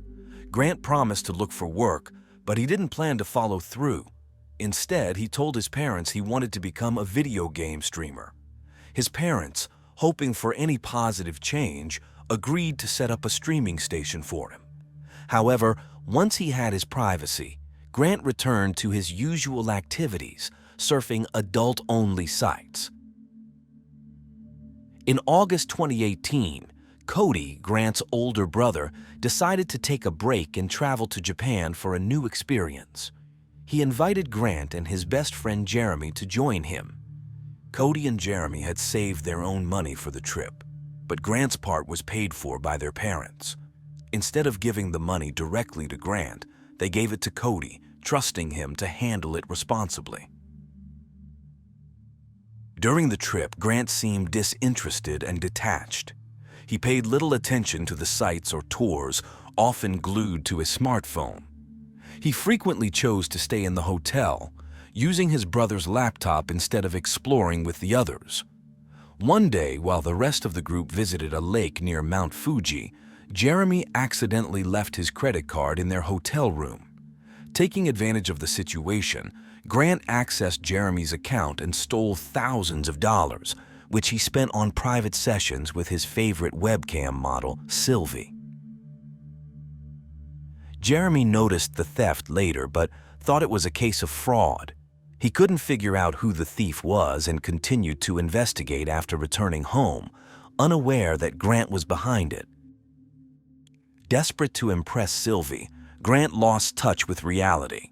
He made up stories about living alone in a large house, owning a successful business, and having plenty of money to spend on her. He backed these claims with substantial money transfers, ranging from a few $1,000s to as much as $100,000 for her birthday. Grant's extravagant spending eventually caught his parents' attention since he was using their accounts. Initially, he claimed the expenditures were investments in his online streaming project to gain followers, but his parents, Chad and Margaret, soon realized he was lying. A major family argument ensued, leading the family patriarch to demand that Grant leave home. However, his mother and Cody intervened, recognizing Grant's severe internet addiction. The family was shocked to discover that Grant had drained nearly $200,000 from their accounts. A search of his room revealed vials of potent substances, which Grant claimed he used to cope with his struggles. His parents decided to cut off his access to their funds and planned to send him to rehab for drug and internet addiction. Overwhelmed by everything, Grant declared he was done with it all and threatened to end his life. He then fled in his car at high speed.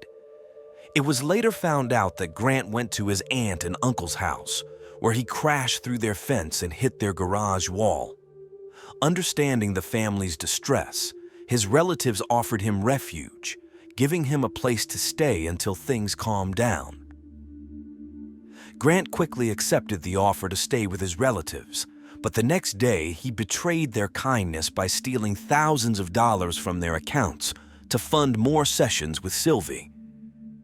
When his aunt discovered the theft and informed his parents, they urged her not to involve the police, promising to handle the situation and repay the stolen funds. That very day, Chad went to collect Grant, recognizing the urgent need for intervention. Chad, Margaret, and Cody knew that reasoning with Grant wouldn't work and feared he might commit more thefts if left to his own devices. They gave him a stern choice: either enter a rehab clinic to treat his addictions or face jail time for his thefts. Reluctantly, Grant agreed to the rehabilitation, and he was admitted to the clinic at the end of December 2018. While Grant was in treatment, his parents went through his computer and discovered the depth of his spending. They found Sylvie's profile, the woman who had captivated their son, and uncovered hundreds of videos and messages that Grant had saved, revisiting them frequently. The family contacted Sylvie to explain that Grant was not the successful businessman he had portrayed himself to be, but rather an unemployed man struggling with addictions, and that the money he had sent her was stolen. Sylvie was indifferent to the revelation, viewing her interactions with Grant as just a job, and she expressed no intention of returning the money. On January 5th, 2019, Grant unexpectedly returned home, having left the rehab clinic early due to non-compliance, completing less than a quarter of the program. He tearfully promised to change his life and seek employment, but he also threatened to end his life if forced to return to rehab. His parents decided to give him another chance, but set strict conditions: no computer use, a tight daily schedule, and close monitoring of any money he made. They even secured him a part-time job at a local grocery warehouse. For the first few weeks, Grant appeared to adhere to these new rules, leading his parents to hope that he had truly changed. However, on January 24, 2019, everything took a turn when Grant convinced his mother, Margaret, to let him use the laptop briefly to check his email and look for a better job. Trusting her son, Margaret agreed, not realizing the mistake she was making. Grant's first action was to try and contact Sylvie, only to find out that his parents had already revealed the truth about his circumstances to her. Grant viewed his parents' actions as a betrayal, feeling deeply humiliated in front of Sylvie, the only woman he believed he loved. He thought they deserved to pay for their actions. Chad kept most of the family's collection of firearms securely locked in a large safe and trusted no one with the key. However, Grant knew about another handgun kept loaded in his parents' bedroom. It was this weapon he chose to use. We warn you that we are about to show you graphic images of what happened next. His mother was working on the computer in the home office when Grant silently approached her from behind and fatally shot her in the back of the head. The way her body was positioned suggested she had no time to react or understand what was happening. Next, he waited for his father, Chad, who was just returning from work.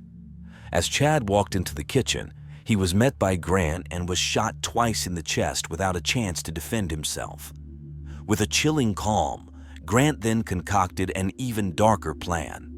He decided to frame his brother, Cody, who had always supported him and been his closest ally. Cody had since moved out to live with his girlfriend, but Grant lured him back home using his now deceased father's phone. He sent messages pleading with Cody to come home immediately, claiming something terrible had happened. His plan worked as expected. Cody, concerned, left work early and hurried home. As Cody entered the house and reached the bottom of the stairs, Grant shot him. Cody collapsed, mortally wounded but not immediately dead, realizing the grim reality of his situation but unable to alter it. After killing his family, Grant methodically removed his fingerprints from the gun, placed it in Cody's hand to transfer prints, and then left it beside Cody's body to stage the scene as a murder-suicide. Afterwards, Grant calmly packed his belongings, downloaded video files of his interactions with Sylvie, and even messaged her. Once ready, he loaded his car and drove away. On January 25, 2019, a worried man contacted the police in Seminole County, Florida. He was concerned because his friend and co-worker, Cody, a dedicated nurse, had not shown up for his hospital shift, which was completely out of character. Cody had left work slightly early the previous day, hurriedly departing due to urgent family matters, and he even forgot to pick up his paycheck. Cody had not been reachable by phone since then. His girlfriend, who he had recently started living with, mentioned that Cody had gone to his parents' house after a request from his father, but he hadn't come back or made contact. Alarmed by these unusual circumstances, the police were sent to the Amato family's address. The residence, situated in an Orlando suburb, featured a large property complete with a stable and area for walking horses. Cody's car was in the driveway, and lights were visible in various parts of the house, suggesting normalcy at first glance. There was no evidence of forced entry. The doors and windows were secure. When deputies arrived and knocked, there was no response, and calls to the house's landline were also unanswered. The police obtained permission to enter and managed to unlock the back door with a knife to slide the bolt. Inside, a haunting silence filled the house, yet the lit room suggested someone should be there. The scene they discovered was grim. Chad, the 59-year-old family patriarch, was found dead on the kitchen floor, having suffered 2 gunshot wounds to the chest. Near the main entrance, Cody, age 31, was found curled up at the bottom of the staircase, also dead in a large pool of blood. In the home office, Margaret, 61, appeared as though she might be sleeping with her head on her arm by her computer, but the blood splatter on the monitor and the large stain under her head told a tragic story. Next to Cody's body, the police found a pistol, which forensic analysis later showed had Cody's fingerprints. Initially, it seemed like a horrifying family tragedy where Cody might have killed his parents and then himself, especially since there was no sign of a break-in or any missing items. However, a crucial clue pointed otherwise.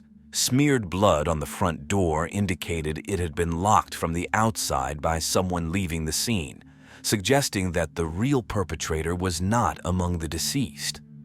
The focus quickly shifted to the family's youngest son, 30-year-old Grant, who had been unaccounted for since the evening of the incident.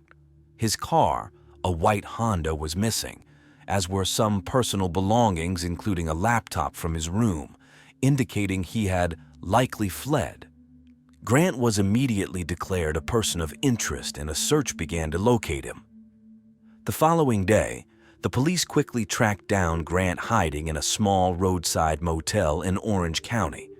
He was arrested without showing surprise, though he appeared disappointed that he was found so quickly. Despite the overwhelming evidence, Grant vehemently denied all charges against him. During his interrogation at the police station, Grant concocted a series of unlikely stories about his father's severe mistreatment towards him, his mother, and his brother. He painted a picture of his father trying to sever his relationship with Sylvie, whom he described as his true and genuine love. When asked about the tragic night of January 24, 2019, Grant's explanations were unclear and inconsistent. He suggested that a violent altercation had erupted between his father and brother. According to Grant, Cody had seized a gun and fatally shot Chad, with their mother Margaret becoming an unintended casualty. Grant maintained that he was not present during the events, claiming he had spent the night in his car after being expelled from the house by his father. He claimed he drove away the next morning, oblivious to the calamity that had occurred. His account was fragmented and lacked credibility, and the evidence increasingly indicated that he was the lone architect of the tragedy. Your DNA going to be found on his pants? No. You sure? It may be something, a question I'm asking, I already know the answer to. I know, but my DNA shouldn't be on his pants. Shouldn't? Okay. Consequently, Grant was arrested and charged as the principal suspect in the triple homicide of his family. Unable to post the $750,000 bond, Grant remained in jail as his trial began on July 15, 2019. The courtroom heard from numerous witnesses, all of whom spoke unfavorably about Grant. These included his elder brother Jason, other relatives, and Cody's friend Jeremy, whom Grant had previously robbed during their trip to Japan. Witnesses characterized Grant as someone deeply troubled by addictions, dishonesty, and theft. A critical piece of evidence highlighted during the trial was a substantial bank transfer from Chad's account to Grant, executed after all other family members had died. To authorize this transfer, it was revealed that Grant had used his deceased father's fingerprint. The prosecution advocated for the death penalty, arguing the severity and premeditation of Grant's crimes, while his defense pleaded that he was mentally ill and needed psychiatric treatment rather than capital punishment. On August 12, 2019, the verdict was delivered. Grant Amato, age 30, was found guilty of first-degree murder in the deaths of 3 family members and was sentenced to life in prison without the possibility of parole. When asked if he felt remorse, Amato responded with, "My family has been blaming me for months for ruining their lives, stealing and not following the rules of the home, so I might as well be blamed for this too."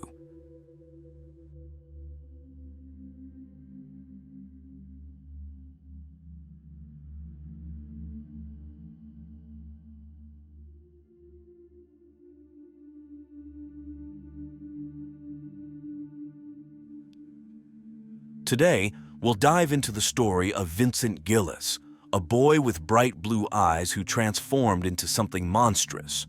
But what goes on in the mind of a psychopath? Scientists have been trying to crack this mystery for years. Research suggests that psychopaths aren't necessarily more intelligent or misguided geniuses. They're average in terms of cognitive ability, but their emotional and reward systems don't function properly. This means they find pleasure and passion in actions that most people find appalling. Studies have also shown that psychopaths tend to have lower brain activity in emotional situations, like when experiencing fear or seeing someone else threatened. Essentially, they barely react when someone else is in danger. 2 major factors play a crucial role in turning someone into a killer: their biological traits and their cultural environment. This includes their upbringing and social relationships.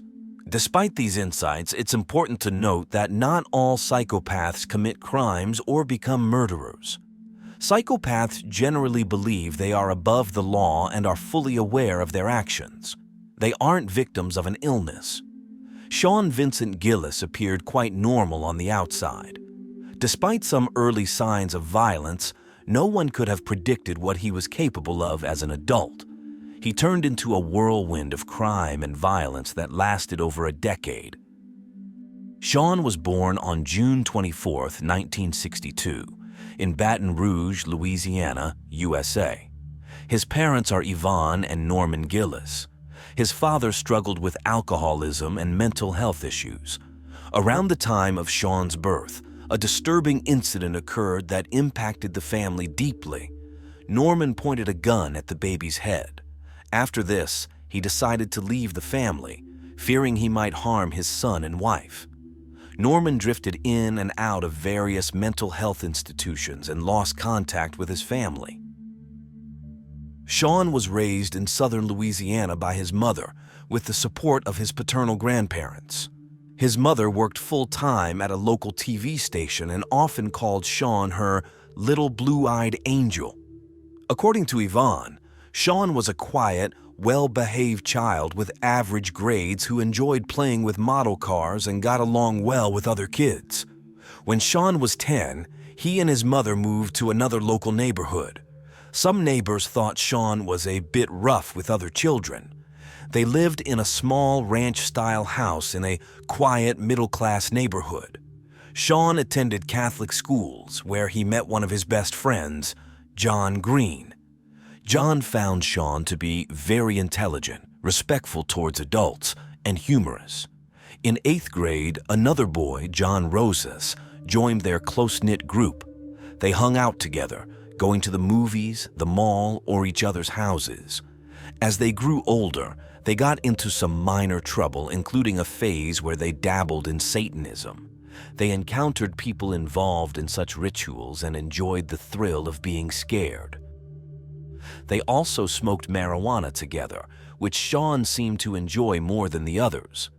During his teens, Shawn's more violent side began to emerge, with episodes of uncontrollable anger recurring repeatedly.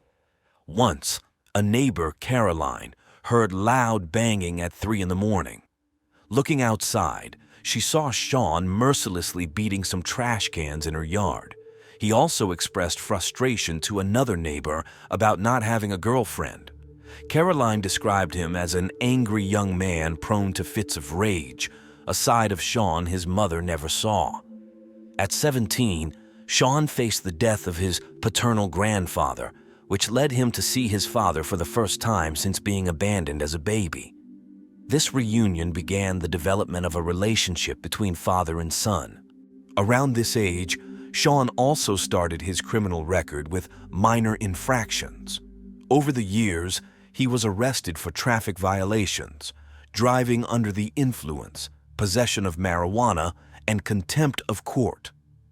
At 18, Shawn discovered photos owned by his father that depicted men in various sexual positions, revealing his father's homosexuality, a fact that Shawn found difficult to accept. By then, Norman had joined Alcoholics Anonymous to address his addiction. After high school, Shawn attended various community technical institutes and juggled low-paying jobs while still living with his mother. One of his main jobs was at a convenience store chain. He eventually graduated from a community school with a degree in computer science. When Shawn turned 30, his mother moved to Atlanta for a job offer. Refusing to move with her, Shawn stayed behind, living alone for the first time in his mother's house. He soon felt lonely and became so obsessed with pornography that he began neglecting his jobs. His mother continued to send him money to help with financial difficulties.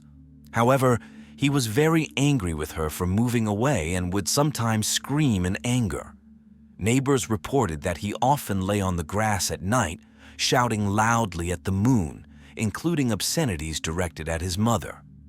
In 1992, he was caught peeping through a neighbor's window as his obsession with pornography grew. In 1994, he met Terry, a girl who worked in a store, and they began dating. Her best friend introduced them, highlighting their shared interests in science fiction, the TV series Star Trek, and collecting memorabilia. To her, Shawn was like a teddy bear, someone you'd bring home to meet your mother. While Terry didn't find Shawn extraordinary, she valued his kindness and thoughtfulness. The only downside for her was his fondness for drinking. After their first date, a peculiar incident occurred. During an argument, Terry slapped him and Shawn started crying. She immediately reassured him that it wouldn't happen again. After overcoming this incident, they established a stable relationship and moved in together into Shawn's house a year later. Terry mentioned that Shawn didn't believe in sex. He once told her that he had been taught it was something unpleasant and to be avoided. The same year he met his girlfriend, Shawn began a crime spree that lasted nearly a decade. This softly spoken, seemingly intelligent man claimed he started killing due to stress. On March 21, 1994, he committed his first murder. He entered the St. James Place, a prestigious retirement home in Baton Rouge located across from where he worked. Around 3 in the morning, he managed to get inside when a nurse left the door unlocked. His victim was Ann Bryan, an 82-year-old woman. He attempted to assault her but froze when she screamed as he touched her. Losing control, he silenced her by stabbing and slashing her with a household knife he always carried. The ferocity of the stabs was such that he nearly decapitated the elderly woman. This crime shocked the Baton Rouge community. Meanwhile, Shawn's obsession with pornography led him to websites displaying abuse and mutilation of women. He even once showed his girlfriend a picture of a deceased woman from one of these sites. She didn't pay much attention to it and continued their relationship, unaware of the depths of his depravity. Despite the brutality of his first murder, it took another 5 years before Shawn killed again, and then the number of victims rapidly increased. He later confessed to a reporter that the pause was because he felt content during that time. On January 4, 1999, Catherine Ann Hall, a 29-year-old prostitute and drug addict living in a state housing project known for drug dealers and prostitution on North Street, became his second victim. She got into his car after he said he wanted her services. Once inside, he restrained her with a plastic zip tie. She tried to escape, but Shawn grabbed and stabbed her. He struck her with the knife 16 times in total. After that, he removed her clothes and mutilated her body. Finally, he dumped her body in a secluded area. The next day, a squirrel hunter found her body lying face down on a rural road. For the police, it was a particularly macabre scene. She was positioned in a sort of ballet pose next to a dead-end street sign, a grim and sick joke indicating that the investigators were at a dead end. Months later, in May 1999, came the third victim. Shawn began stalking a woman he had seen jogging in the southern metropolitan area of Baton Rouge. Her name was Hardy Schmidt, a 52-year-old married woman with 3 children, well known in her community. She loved running and had once participated in the Boston Marathon. For 3 weeks, Shawn drove around the area looking for her. Around 5:30 a.m. on Sunday, May 30th, 1999, he finally saw her jogging along an avenue. Shawn hit her with his white Chevy Cavalier as she jogged, knocking her into a ditch. He quickly got out of the car, forced her inside, placed a sturdy plastic zip tie around her neck, and drove to a park on Highland Road, where he assaulted her before killing her. He then put her body in the trunk of his car, where it stayed until 2 days later when he noticed a bad smell coming from the car, prompting him to dump her body in a swamp in a rural parish far from Baton Rouge. A cyclist eventually found her body. From then on, Shawn committed seemingly unconnected murders, which prevented authorities from even realizing they were happening. He mercilessly murdered women by strangling them with a plastic zip tie after assaulting them. He would often cut them up, dismembering them, a dark and utterly evil practice. On November 12, 1999, he claimed his fourth victim, Joyce Williams, a 36-year-old prostitute. He took her to a sugarcane field beside the Mississippi River and strangled her with a plastic zip tie. Then he took her to his house to complete his gruesome ritual, and for the first time, he consumed the human flesh of a victim.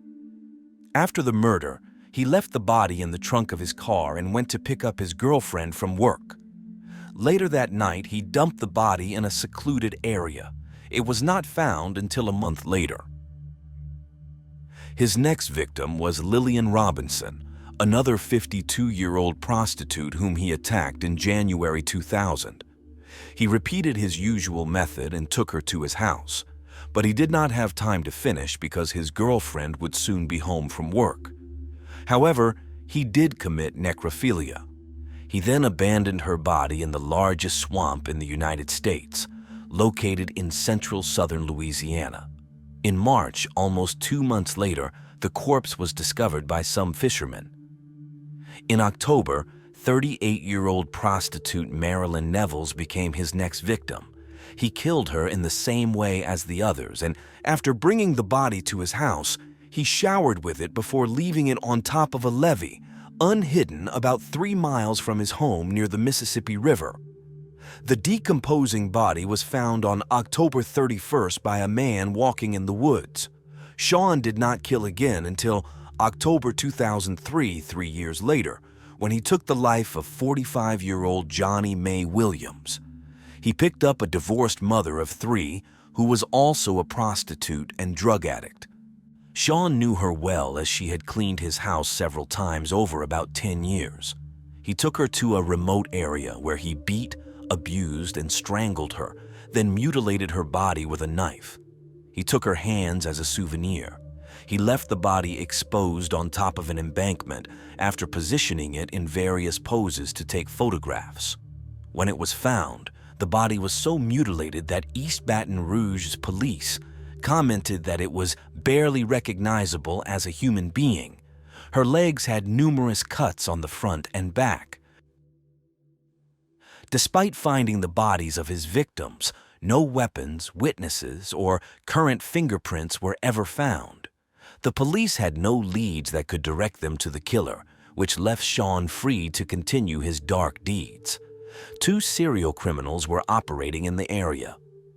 In 2003, after nearly 11 years since his first crime, Shawn's luck began to change. On May 27, 2003, Derek Todd Lee, another serial killer active in the Baton Rouge metropolitan area who had taken the lives of 7 women since 1992, was arrested. Shawn admired this criminal, even keeping newspaper clippings about his crimes, aspiring to surpass him. With Lee's capture, the police started paying closer attention to unresolved cases involving women. When some of these crimes could not be linked to Derek, investigators began to suspect that another serial killer might have been operating simultaneously. Then, in February 2004, Shawn committed what would be his 8th and final murder. He killed 43-year-old Donna Bennett Johnston, who had become a prostitute due to her drug addiction. She was heavily intoxicated, making it easy for him to lure her into his car. He took her to a secluded spot near his house. Unable to defend herself, Donna was abused and then strangled with a plastic wrap, like his previous victims. According to Shawn, she became unconscious within seconds and then died. Her last words were, "I can't breathe." After killing her, he placed the body on the grass, removed all her clothes, and mutilated her body horrifically, committing cannibalism and cutting out a butterfly tattoo she had. Donna's body was discovered on February 27, 2004, in a canal south of Louisiana State University. It was, for many, Shawn's most gruesome and sordid murder. Crucially, Donna had fought against her attacker, as evidenced by the DNA found under the nails of her right hand. Unfortunately, There was no match in the police records, but it was the same DNA found on two other bodies previously discovered, those of Catherine Ann Hall and Johnny May Williams. However, a tire print found near Donna's body proved to be Shawn's undoing, and a stroke of luck for the investigators, who had until then had little to go on in the case. The police established a special task force to thoroughly investigate the deaths of Donna, Johnny, and Catherine, along with other similar unsolved murders. Highly specialized experts were dedicated to this effort. Detectives took photos and made casts of the Goodyear tire tracks, which were fortunately quite distinct. These tracks were linked to a unique set of tires, and Louisiana's State Crime Lab was able to determine their make, model, and type. They further narrowed down the possibilities when they discovered that this particular tire was only manufactured over a 3-year period that ended in 2003. Only 200 of these tires were sold in the Baton Rouge metropolitan area. Local authorities collaborated with Goodyear stores to track down those who had purchased this particular type of tire in the area. Investigators then conducted DNA tests on these individuals, including Shawn. The aim was to compare their DNA samples with the evidence found on one of the victims' bodies. On April 28, 2004, it was Shawn's turn to provide his DNA sample for the test. He was the 26th person on the list of buyers. A police agent questioned him at his home to request the sample, which Shawn provided without any issue. However, his responses raised suspicions. He mentioned knowing Johnny because she had cleaned his house several times. He also explained that his vehicle's tire tracks were found near where Donna's body was discovered because he had stopped there to urinate. Lastly, he made a bizarre comment about finding blood in his car, claiming it was from a time when Johnny had a heavy menstrual period while he was driving her somewhere. The detective was convinced he was dealing with the right man, but had to let him go that night while waiting for the DNA test results. Eventually, the test confirmed the detective's suspicions. He was indeed the murderer. The following day, April 29, 2004, a special task force returned to the house and arrested Shawn for murder. As he was being handcuffed, he looked at Terry and simply said, "I'm sorry." One of the officers approached Terry and asked if she knew she had been living with a serial killer. Her world collapsed that night. Shawn had been her partner for 9 years. It was unbelievable what was happening. Later that same day, Shawn confessed to his crimes while the police executed a search warrant at his house, leading to astonishing discoveries. Detectives found 45 digital photographs on his computer that showed the mutilated body of Donna, as well as the corpse in the trunk of his car. They also uncovered photos of other victims. The authorities seized 8 saws, including one for cutting metal, several knives, a machete, plastic zip ties, a 14-inch bayonet, a wooden bludgeon, 6 pocket-sized Playboy magazines, and newspaper clippings about Derek Lee's last victim. One of his computers also contained files on murders and necrophilia. Additionally, several books on both fiction and nonfiction about serial killers were confiscated. Shawn confessed to his murders with a mix of pride and sadness for what he had done. He expressed regret for deceiving people, but admitted he would do it again, and that if released, he would find someone before nightfall. I'm sorry I hurt people, but I would do it again. In May 2004, FBI agents interviewed Shawn. His darkest side emerged. During the conversation, he told the officials that he was playing a chess game with them as they investigated each of the crime scenes. He used TV news to strategize his next move and assess whether he was winning the game. He claimed he was the chess master then and they would never win. His main interest was whether they found the body, where, and in what condition. He then explained to the agents how he used a combination of charm and money to lure his victims into his vehicle. He recounted how the prostitutes loved him because he treated them with respect, like ladies, even though he had no specific plan or agenda on when or where he would kill his next victim. It all depended on when the opportunity presented itself. However, he always paid close attention to when and where to dispose of the bodies. One of the most striking aspects of this case was how Shawn successfully hid his double life from his partner. He made sure to pick her up after work, and she never suspected a thing. Once, she noticed a bad smell coming from the trunk of the car, and he told her it was a dead animal that had hit his car. He cleaned the vehicle immediately. Another time, Terry noticed the car's mileage increasing rapidly due to the trips John made to find his victims and then dispose of the bodies. However, she only suspected that he might be cheating on her with another woman. Terry had to hear it from John himself to believe what the police were saying.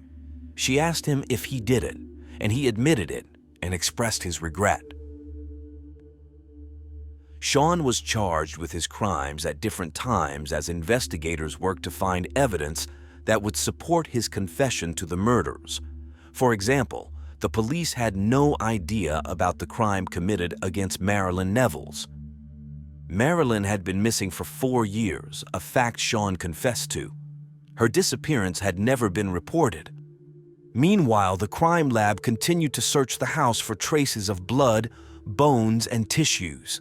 This led them to realize that Shawn had kept some parts of his dismembered victims' bodies in his house as souvenirs. The photographs helped him relive the murders. It was determined that he had consumed the flesh of his victims, committed necrophilia with the corpses, and even showered with one of the dead bodies and painted the nails of the hands he had mutilated. In the aftermath of Shawn's arrest, a friend of Donna, his last victim for over a decade, sent a letter to the criminal. He responded with several letters in which he expressed some remorse for the murders he committed, especially for mutilating the bodies. He mentioned that he didn't talk much with Donna and that sex was not his intention. He described that night as one filled with pure evil, devoid of compassion, faith, mercy, or hope. He blamed his lack of faith and his long-standing hatred towards God. He admitted he didn't really understand what came over him and confessed that even 10 years earlier, he could never have imagined harming anyone. He described it as a mystery why he did those things to the corpse, and something deep in his subconscious told him he needed those macabre actions. He also stated that sometimes he committed the murders without knowing what he was doing. In another part of the letter, he expressed deep regret for killing those women. In the end, he showed repentance and stated he did not want to die, but that was up to the Almighty. He also declared his love for his family, now realizing he truly loved them, that God loved him, and he loved God. Donna's friend passed away in 2005 from complications related to AIDS, but before her death, she handed over Shawn's letters to the prosecutors, which were used in the trials against him to demonstrate his culpability for the crimes. Initially, Shawn was tried for the murder of Joyce Williams. During the trial, Shawn's girlfriend testified that he confessed the crime to her because he needed to make things right with God. In 2007, after years of judicial delays, he was sentenced to life imprisonment for that crime. The following year, on July 21, 2008, in a unanimous verdict, he was found guilty of the murders of 3 more of his victims. This moved the trial into the sentencing phase. The defense brought a doctor to the stand who testified that Shawn exhibited signs of schizoaffective disorder, arguing that he should not be considered mentally capable.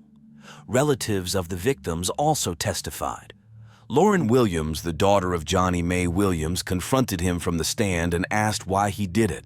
He shrugged and simply said, "I'm sorry." But she did not believe in his repentance. On July 31st at 3:03 p.m., the jury began deliberations on what Shawn's sentence should be. At 5:45 p.m., They returned to the courtroom without having reached an agreement on the prosecution's request for the death penalty. As a result, Shawn was sentenced to life imprisonment with hard labor without the possibility of parole. Later, in 2013, he was found guilty of second-degree murder and received another life sentence for the deaths of Ann Bryan and Hardy Schmidt. He was incarcerated in the Louisiana State Penitentiary, where he remains to this day. No one knows for sure what stirred in Shawn's subconscious, and it seems there may never be an answer. But one shocking revelation came when the district attorney questioned him, and he admitted he would have liked to have had relations with his mother. His mother's departure to another city, leaving him on his own, unleashed a rage that no one could have imagined, leading to the most horrifying murders. What's most disturbing is that despite growing up without his father, Shawn was a love child and never showed signs of being capable of such atrocities. Over time, perhaps because he had evaded suspicion for so many years, he began to display the bodies of his victims openly, as if they were his sinister trophies. Moreover, he knew how to choose his victims, hunting for prostitutes, drug addicts, and anyone willing to get into his car, people who had no one to miss them, the outcasts of society. However, he also included at least 2 individuals from better economic backgrounds, which helped him avoid sticking too closely to a single pattern. His confidence in not being caught, thinking he was winning the chess game against the police, underscores the narcissistic, grandiose, and egomaniacal character of this serial killer. The interviews in which he revealed his crimes are chilling, as they showed a man speaking calmly about heinous acts, without a tremor in his voice. It seemed as if he wanted to shout it from the rooftops to let everyone know he was pure evil.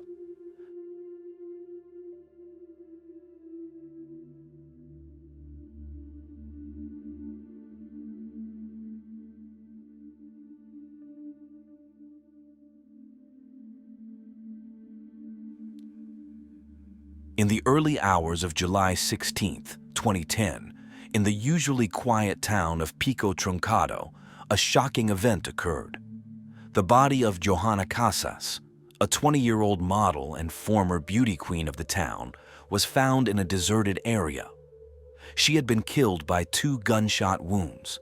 The prime suspects in the murder were Marcos Diaz, her partner until the day of the murder, and Victor Cingolani, her ex-boyfriend.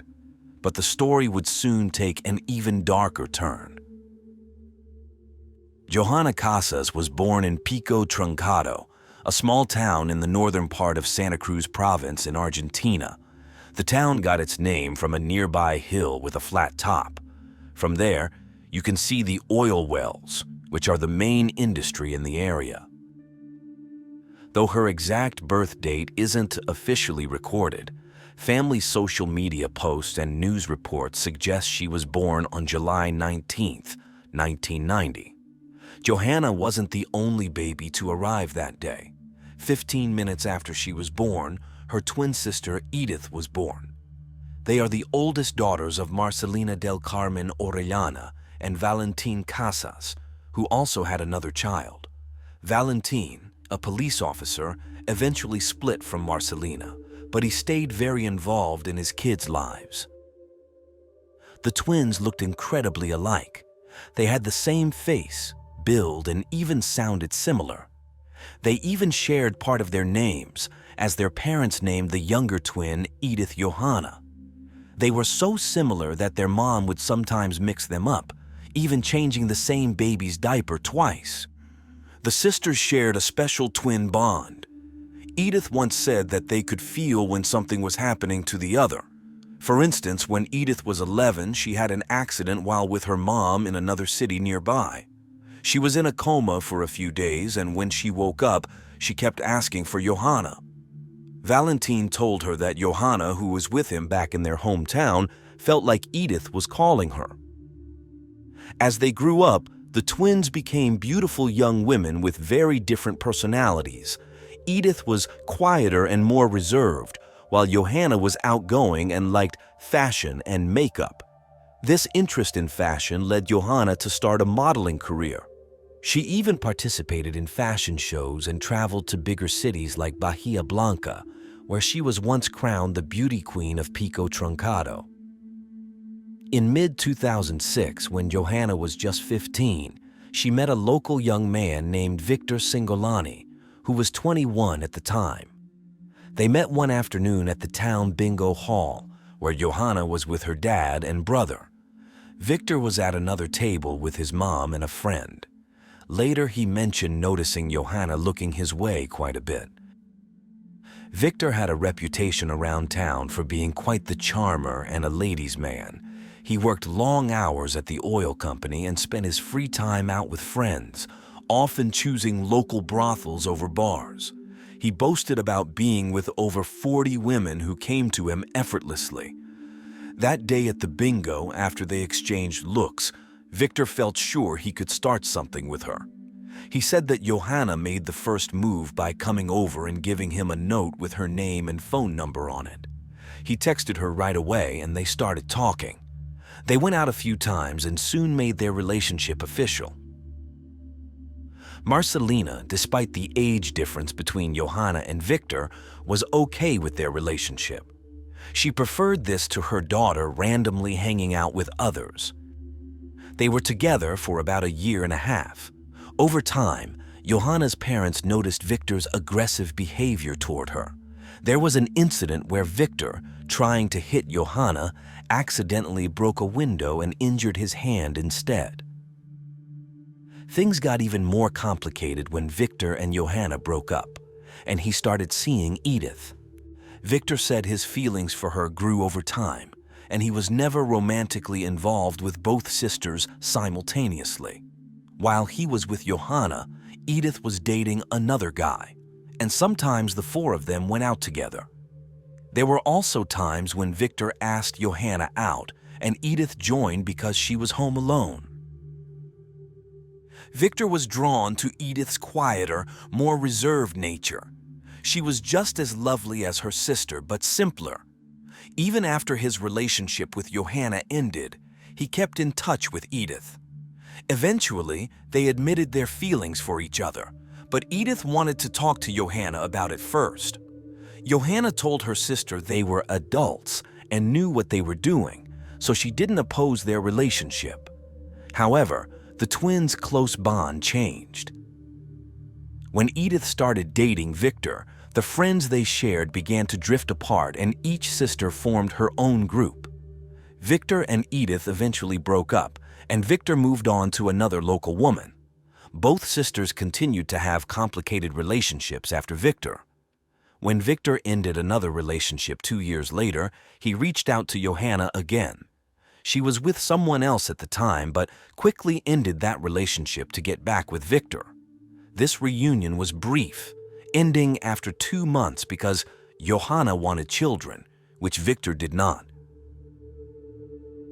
Afterward, Johanna started seeing a man named Marcos Diaz, who was disliked by her parents.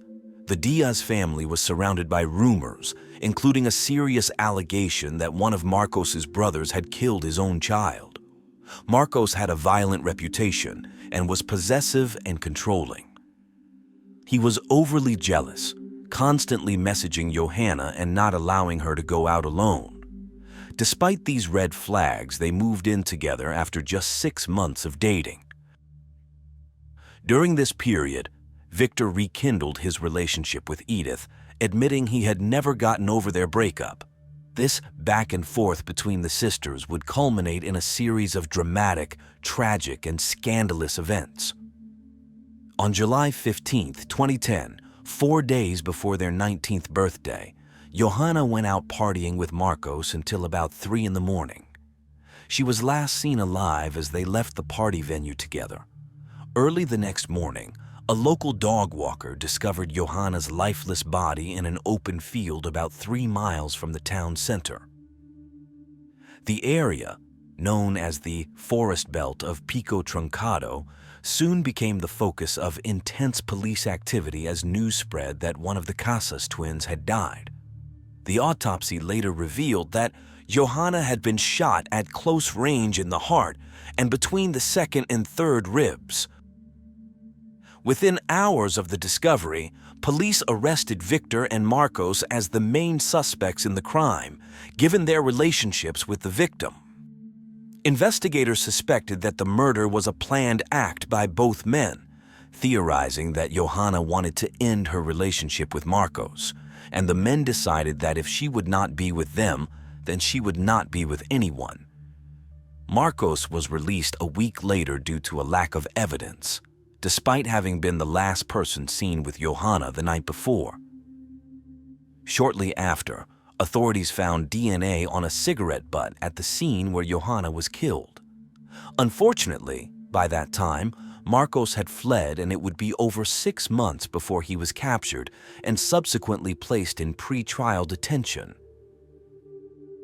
Meanwhile, Victor remained in custody, charged with the murder of his ex-girlfriend. However, he consistently maintained his innocence.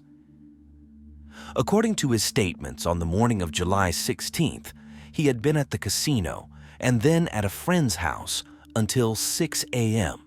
Surprisingly, his arrest and subsequent charges did not completely sever his relationship with Edith. Victor later recounted that on his first night in prison, he asked for a phone to call Edith and tell her he had nothing to do with her sister's death. He also wanted to express his longing to see her again. However, Edith hung up as soon as she recognized his voice, then changed her number, and he was unable to contact her again. Victor, trying to see Edith again, asked to be taken to the hospital, claiming he had a headache. On the way, he saw Edith walking hand in hand with another man, suggesting their intense relationship had ended. Edith later shared that she was going through a tough time. She was mourning her twin, the closest person to her, and dealing with her own inner turmoil. She felt ignored and over-medicated. 2 years after Johanna's death, in mid-2012, Victor stood trial for her murder, facing charges that painted him as abusive and controlling. The prosecution's case was built on 3 main pieces of evidence. The first was the paraffin test, done on Victor's hands right after his arrest, which detected gunpowder. The second was evidence from tracking dogs that placed him at the crime scene. Lastly, Victor's alibi failed as he couldn't confirm his whereabouts during the crime. Victor's lawyer pushed back, asking the higher court to throw out the evidence due to severe investigative errors, including a supposed audio recording of the judge of the case acknowledging mistakes by the inexperienced local police. Despite these challenges, the trial began on June 18, 2012. The prosecutor sought a 20-year sentence due to the alleged use of a firearm, while another suggested 15 years, and Victor's defense argued for his complete acquittal. Victor decided not to testify. The courtroom heard from various witnesses. Johanna's father accused Victor of past violent behaviors and threats towards his daughter, recounting a time he overheard Victor on a speakerphone call threatening Johanna.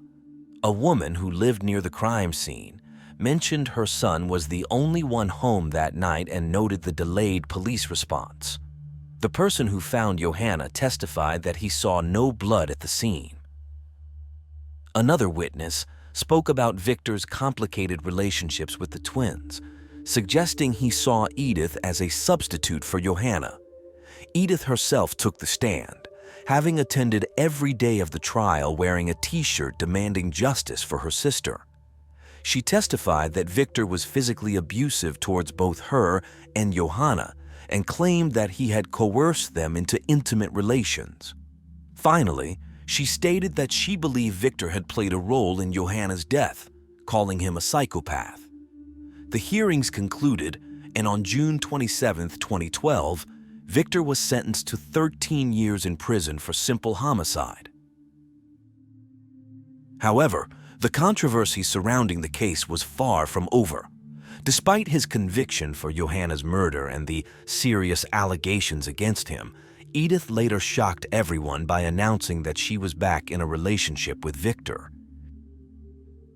It remained unclear how this reconciled relationship came about, but at some point, Edith became convinced of Victor's innocence and believed that the real perpetrator of the crime against her twin sister was Marcos, who was in pre-trial detention awaiting his trial. When asked about her sworn testimony, Edith claimed she had been pressured by her parents to make those accusations. Regarding the evidence presented by the prosecution, Edith sided with the defense. Just as Victor's lawyer had argued during the trial, there was never any conclusive evidence placing Victor at the crime scene. He also highlighted issues with the paraffin test, noting that it was conducted without expert witnesses present, and the officer in charge didn't wear gloves and used his teeth to cut the tape. Furthermore, Victor was found to have the highest concentration of gunpowder on his right hand. He explained this by saying he had been in his brother-in-law's truck, who often went hunting and sometimes left bullets on the seats. Regarding the tracking dogs, the defense stated that 2 of them had yielded negative results, with only 1 dog indicating a positive result, and there were no witnesses to corroborate this. They also argued that a person's scent could linger at a scene for up to a month. Victor claimed the entire trial was rigged, suggesting that in Santa Cruz, anyone could be convicted just to satisfy the victim's family's demands. While in prison, Victor took up carpentry, stating that Johanna's death had transformed him, leading him to abandon his partying and drinking habits. Meanwhile, Edith had moved in with Claudia, Victor's sister, possibly due to estrangement from her own family when she decided to reconcile with the man convicted of her twin's murder. Together, they sold chairs, stools, tables, magazine racks, portraits, and paintings that Victor made in prison. With the proceeds, he bought a pair of rings. During a prison visit, Victor proposed to Edith, and she accepted. As expected, Edith's engagement to the man imprisoned for killing her sister was devastating news for the twins' parents, who could not comprehend what was happening. For them, Victor had murdered one daughter and was destroying the other. At that point, Marcelina declared that it was as if Edith had also died. Since moving in with her sister-in-law, Edith had barely seen her family. She believed they had brainwashed her daughter and that Claudia never left her alone for a second. When the engagement was announced, Edith's family filed a legal injunction to try to prevent the marriage, claiming that the 23-year-old was mentally unstable and fearing for her safety. The wedding was originally scheduled for December 5, 2012, when Victor had only served about 6 months of his sentence. However, the injunction delayed the ceremony. Despite this, Edith showed no signs of psychological or mental dysfunction that would prevent her from getting married. On February 14, 2013, Victor and Edith tied the knot amid widespread disapproval. Their story, a woman marrying the man accused of murdering her twin sister, grabbed headlines worldwide. An Argentine journalist known for his bold reporting style won the exclusive coverage with a bid of $1,500. Journalists from countries like Germany and the USA flocked to their small town, and big media outlets like the BBC and Daily Mail covered the story.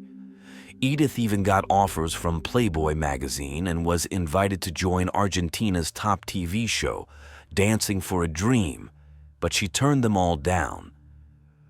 On their wedding day, just before noon, the couple headed to the civil registry office in Pico Truncado, heavily guarded due to the controversy. Chaos broke out when Victor, still incarcerated, arrived in a prison transport. The crowd became unruly, throwing punches, stones, eggs, and tomatoes, and shouting insults. The vehicle and the registry's doors were damaged, making the wedding front page news. Despite the chaos, Edith and Victor declared their love and plans to start a family.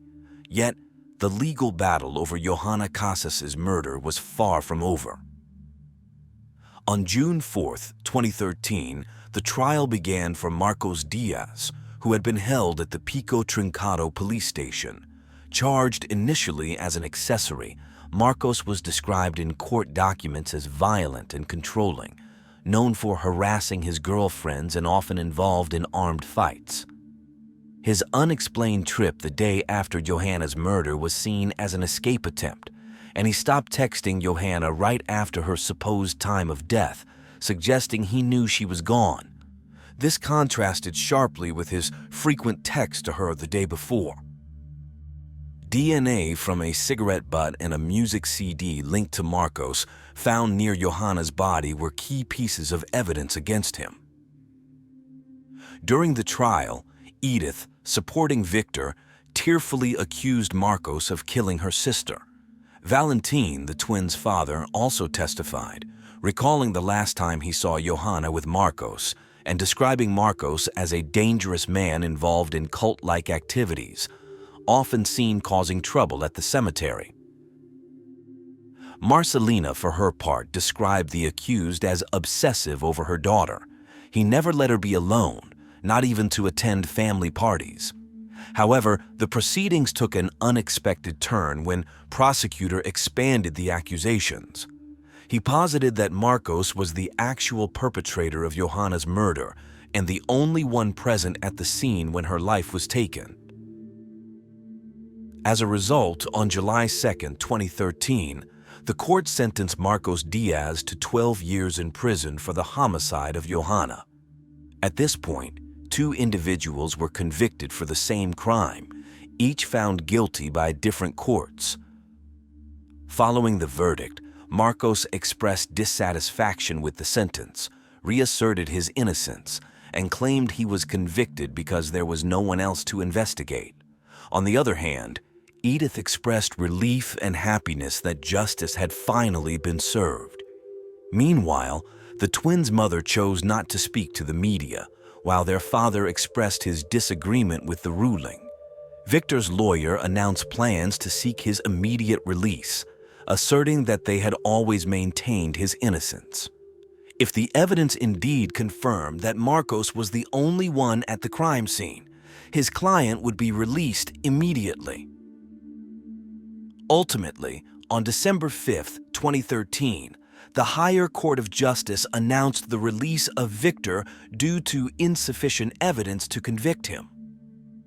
After his release, Victor sought compensation from the state, requesting $75,000 for his wrongful imprisonment. However, he received no payment. Over time, Marcelina began to reassess her view of the events and ultimately accepted that Victor had not been involved in Johanna's murder. Although the marriage between Edith and Victor lasted several years, by 2021, it was known that they had separated. She was living with a new partner and was expecting her first child, while he had rebuilt his life with another woman. After more than 2 decades of tangled romantic relationships, a brutal crime, and a couple of equally controversial trials, the case of Johanna Casas seemed to have finally reached a conclusion. Nevertheless, to this day, there are still those who debate the facts and continue to question whether Victor was truly innocent of the events of July 16, 2010, or if he managed to escape unpunished from one of Argentina's most sensational crimes.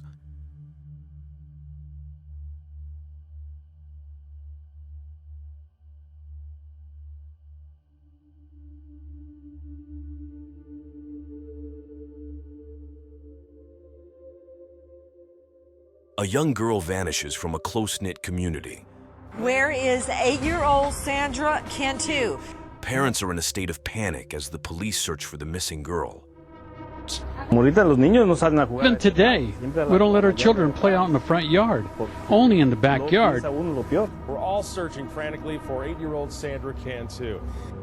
Sandra Renee Cantu, born on March 8, 2001, was the daughter of Maria Chavez and Daniel Cantu, a couple of Hispanic origin. Sandra lived with her mother, grandparents, and 3 older siblings, 2 sisters aged 20 and 11, and a 15-year-old brother in a trailer park named Orchard Estates. This park, consisting of about 100 homes, was known as a safe and family-friendly community in the city of Tracy. Sandra's father, Daniel, resided in Mexico and had limited contact with her. Tracy is a city in Northern California with a population of around 80,000 people. It is considered a suburb of the San Francisco Bay Area, with roughly 70% of its workforce employed in Silicon Valley. Home to many emerging and global technology companies. Despite this, the city maintains strong agricultural roots, with crops such as tomatoes, alfalfa, and peaches. In the 1970s, Tracy had only 15,000 residents, but it grew in popularity and population as the Bay Area expanded. Sandra's family settled in this growing city. Sandra, a second grader at Melville Jacobson Elementary School, had long, light brown hair with golden highlights from spending a lot of time in the sun. She was a sweet, innocent, bright, and amiable child who loved visiting neighborhood friends, doing cartwheels and reading children's books. Her friendly nature allowed her to make friends easily, and she was always ready to help. Her favorite character was Hannah Montana. On Friday, March 27, 2009, after school, the 8-year-old visited a friend's house before returning home around 4 p.m. to check in with her family. She then went out again, saying she was going to play at another friend's house. It was common for neighborhood kids to play at each other's homes and in the open spaces of the park, which included a basketball court and a pool. However, that evening was unusual because Sandra did not return home as expected, which was highly unusual for her. She always knew to check in with her mother by dinner time. The family grew increasingly anxious when they discovered that the friend Sandra mentioned was not home that afternoon. Sandra had never left the trailer park area before. At 7:53 p.m., the family, now very worried, called 911 to report Sandra missing. The police began their search at Sandra's home and expanded throughout the neighborhood. They collected footage from a surveillance camera near the family's residence, which showed Sandra crossing the street in front of her house.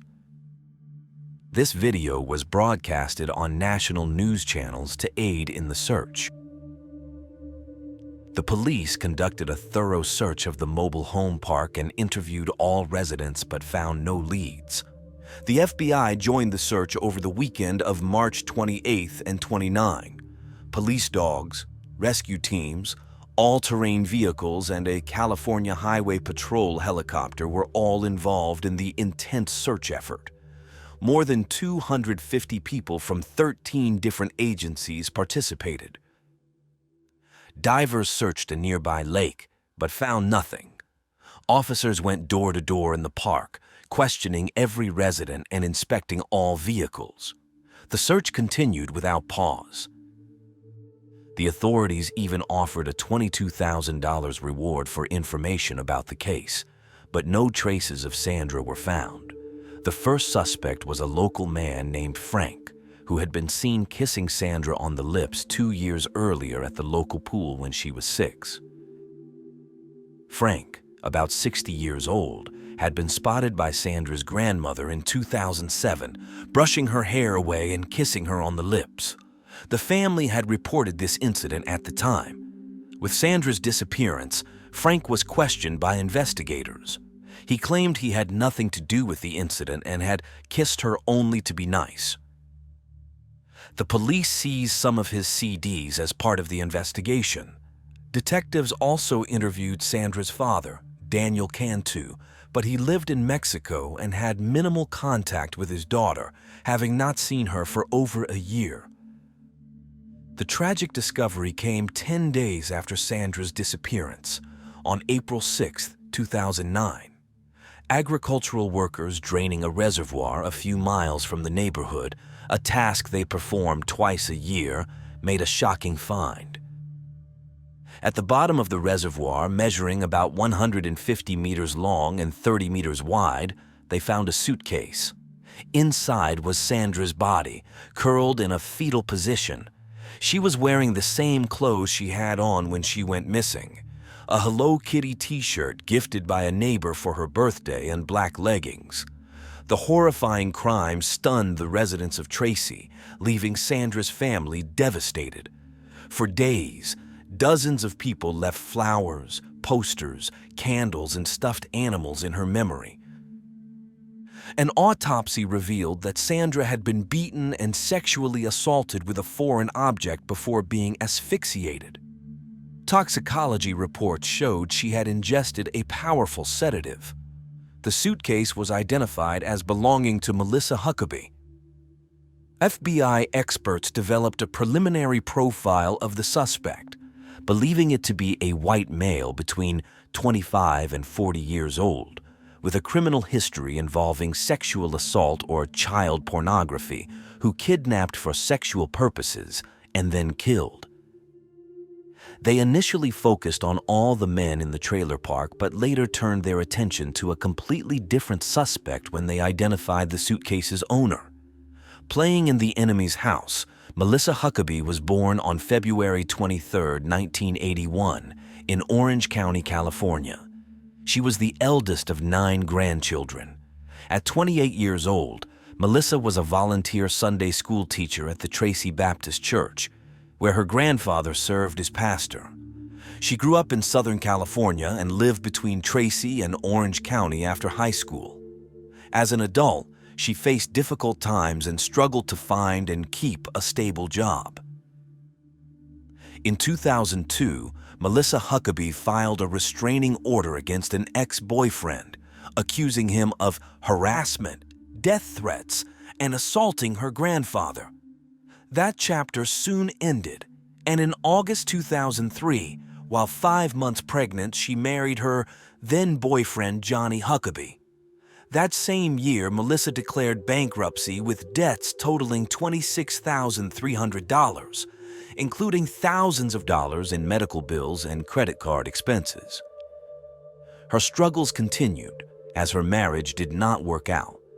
They separated in August 2004 and their divorce was finalized in September 2005. Divorce documents revealed that Melissa accused Johnny of kidnapping their daughter and domestic violence, charges which Johnny vehemently denied. Despite this, Melissa gained full custody of their daughter, Madison. Melissa, always a loving mother with a strong religious upbringing, lived in Southern California, where she worked as an event planner and studied criminology at a community technical institute. She loved crime dramas, especially the popular series Law and Order. Despite her efforts, Melissa led a solitary life and had a history of mental health issues, including severe conditions such as borderline personality disorder, bipolar disorder, and schizophrenia. According to her family, she struggled to raise her daughter alone and sometimes experienced episodes of depression. Additionally, she had a history of self-harm, cutting her ankles to balance her mind.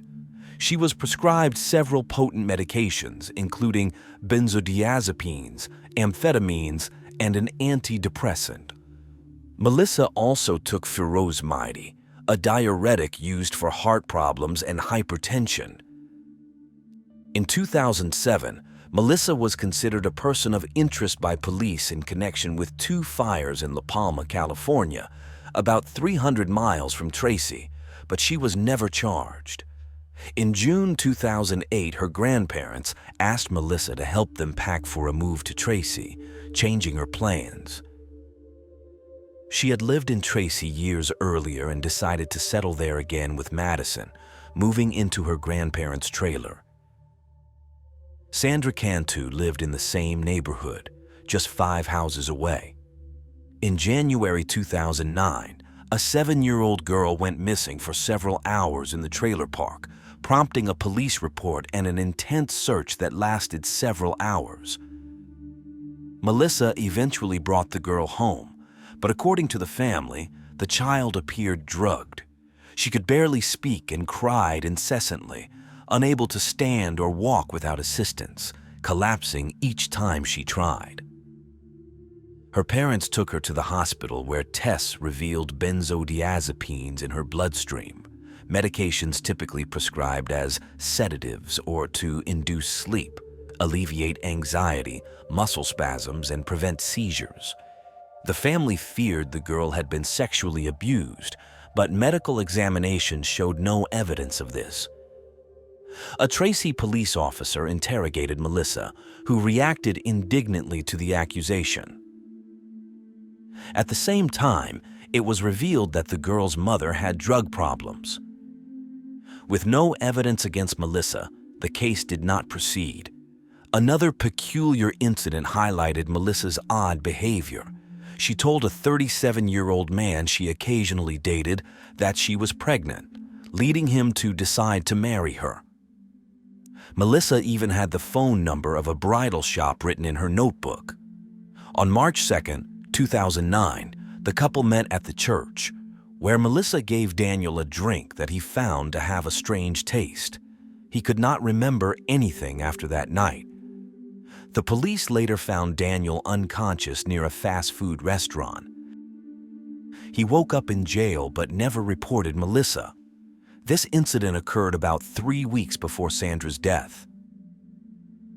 On the day Sandra disappeared, while the police were searching the area, Melissa sent a text message to Maria, Sandra's mother, asking her to inform the police that something had been stolen from her house around 4 p.m.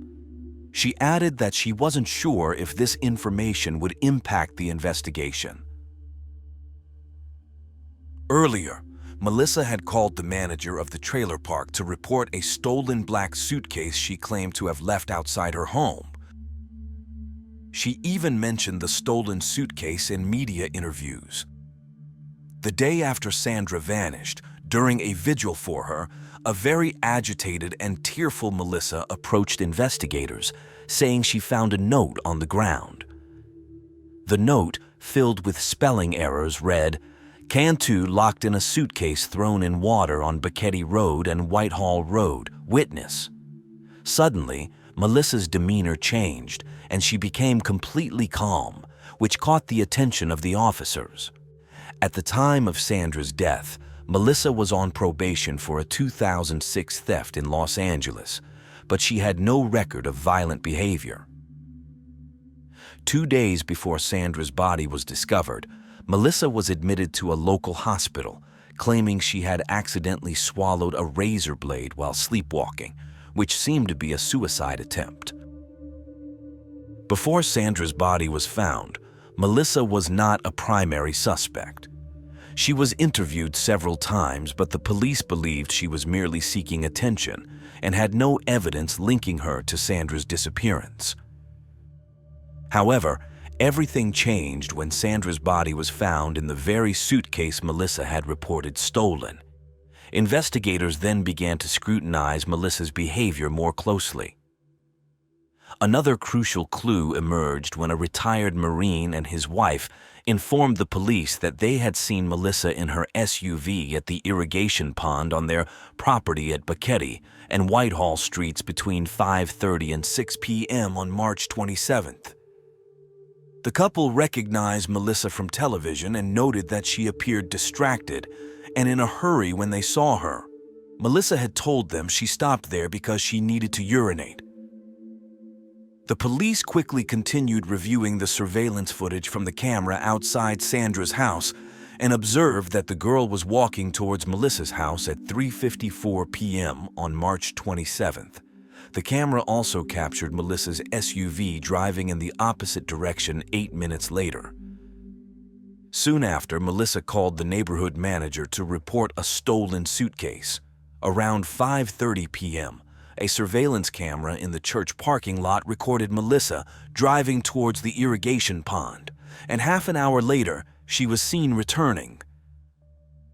New evidence surfaced at the church when FBI agents conducted a thorough search and found a metal rolling pin in the kitchen with a blood stain and a bent handle.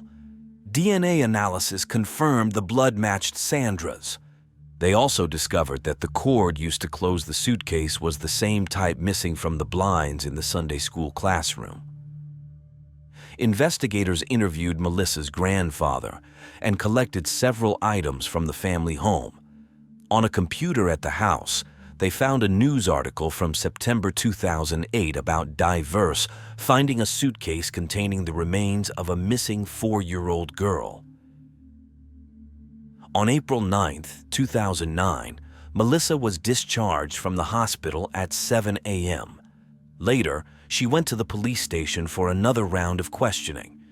After an hour, she was asked to return the next day. On April 10th, she underwent 6 hours of intense interrogation. Over time, Melissa broke down, transitioning from calm to distressed. She eventually admitted to causing Sandra's death, but fabricated an elaborate story of accidental death and panic. Melissa claimed that on that day, she intended to take the suitcase to the church, but encountered Sandra and decided to play hide and seek. She said she told Sandra to get into the suitcase, then zipped it up. According to her bizarre account, Melissa left her keys and cell phone, drove to the church, and forgot about Sandra. When she returned and opened the suitcase, she found the girl lifeless. She claimed she tried to revive her and placed a small towel on her forehead to cool her. Panicking, Melissa said she then decided to dump the suitcase in the reservoir. The story was obviously not credible, leading to Melissa's detention in the county jail. Initially, she broke down in tears but soon regained her composure. 4 days after her arrest, Melissa was charged with murder with special circumstances of rape with a foreign object, lewd acts with a minor, and murder during a kidnapping. According to the prosecutor's charges, Sandra's death was premeditated and malicious following sexual abuse. The police believed Sandra was heading to Melissa's house to play, as seen in the surveillance footage, and was killed shortly after arriving. However, the police could not establish a motive for the crime. The community was shocked by the news. It was hard to believe that a local resident, a mother whose child played with other neighborhood kids, could commit such a brutal act. Melissa even received death threats, prompting heightened security measures during her court appearances. The trial was marked by shock and disbelief. Melissa appeared in court for the reading of the charges, wearing a red prison jumpsuit and shackles. She had marks on her forehead, apparently self-inflicted, and she cried and trembled as the judge listed the charges. Given the nature of the accusations, she faced either the death penalty or life imprisonment without the possibility of parole.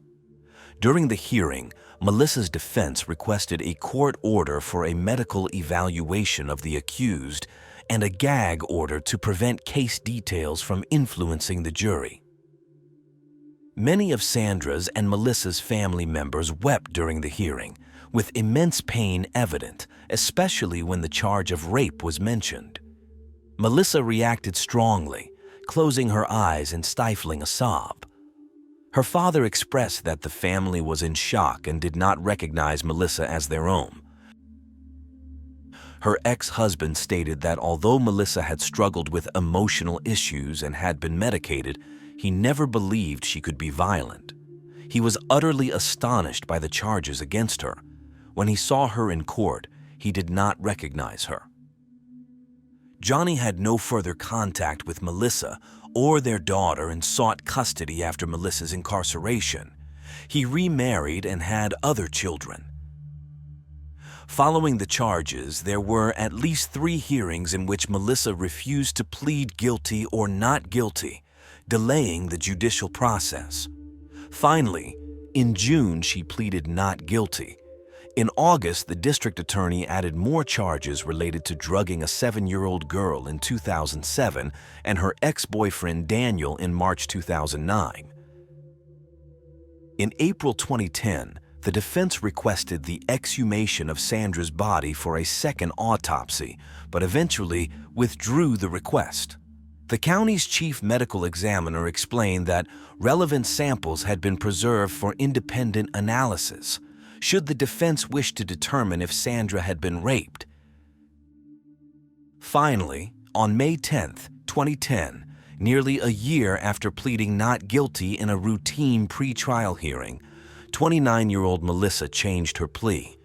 She pleaded guilty to first-degree murder with aggravating circumstances of kidnapping. Melissa made a deal with the prosecution to drop the other charges against her, including lewd acts with a minor, rape, and drugging a 7-year-old girl and her ex-boyfriend. By admitting guilt, she aimed to avoid a potential death sentence. After the gag order was lifted, more details about how Melissa killed Sandra emerged. Based on the pathologist's report, the prosecutor stated that Sandra was suffocated with a piece of cloth soaked in alcohol.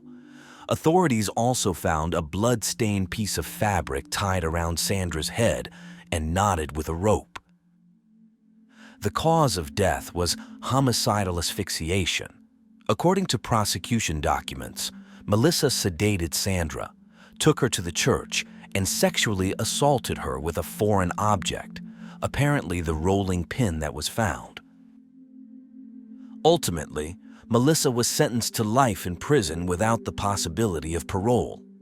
On the day of her sentencing, she could only say she did not understand why she committed the horrific crime. She acknowledged that she would have to struggle with that question for the rest of her life. Sobbing, she apologized to Sandra's family, admitting she should never have taken Sandra from them. Melissa said she owed them an explanation, but still couldn't comprehend her actions. She also stated that she would live with the fact that she killed a sweet, innocent girl like Sandra for the rest of her life. That day, Melissa denied raping Sandra. She told Sandra's mother that Sandra did not suffer and that there was no sexual abuse. She asked for her forgiveness, although she admitted she couldn't imagine forgiving someone who harmed her own child. However, Melissa's claims were contradicted by the pathologist's report, which revealed that Sandra had a cut on her lower lip, an abrasion on her elbow, and injuries to her genital area. Toxicology tests also found traces of a medication used to treat anxiety disorders in Sandra's body. It was also proven that Melissa had written the note indicating where Sandra's body was located in the suitcase. The lingering mystery remains. Why did she do it? Melissa's history of mental disorders seems key. She was diagnosed with borderline personality disorder, which affects how people feel about themselves and others, causing significant problems in everyday life.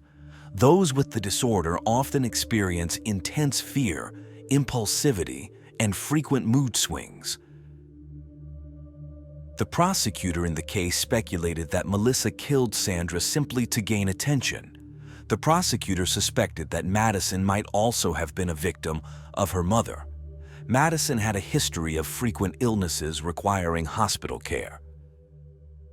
Moreover, Melissa had a record of self-harm and setting fires, and had verbally or psychologically attacked others to draw attention. According to the prosecution, after the murder, she achieved her goal of being the center of attention.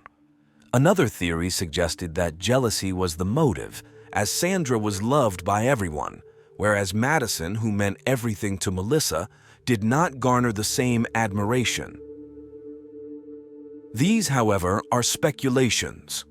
Investigators are certain it was a premeditated crime, and they believe Melissa had been practicing by drugging the other 7-year-old girl and her ex-boyfriend before ultimately killing Sandra. Melissa's case is notable not only for its cruelty, but also because it is rare for women to commit such crimes. Only between 5% and 15% of sexual predators are women. Furthermore, they rarely commit sexual offenses against children, and when they do, they are generally accomplices rather than perpetrators. Women are typically seen as nurturing and less threatening, so images of women accused of sexual abuse are particularly shocking to our sensibilities. According to the United States Department of Justice, approximately 1 in 10 homicides is committed by women. When women kill, it is more likely that their victims are close to them, such as their children, boyfriends, or spouses. The traditional role of women is to care, not to kill, and when a woman commits murder, it is more often in self-defense or due to some form of mental illness. Sandra's case defied all these paradigms, and Melissa's motivation for ending the child's life remains a mystery.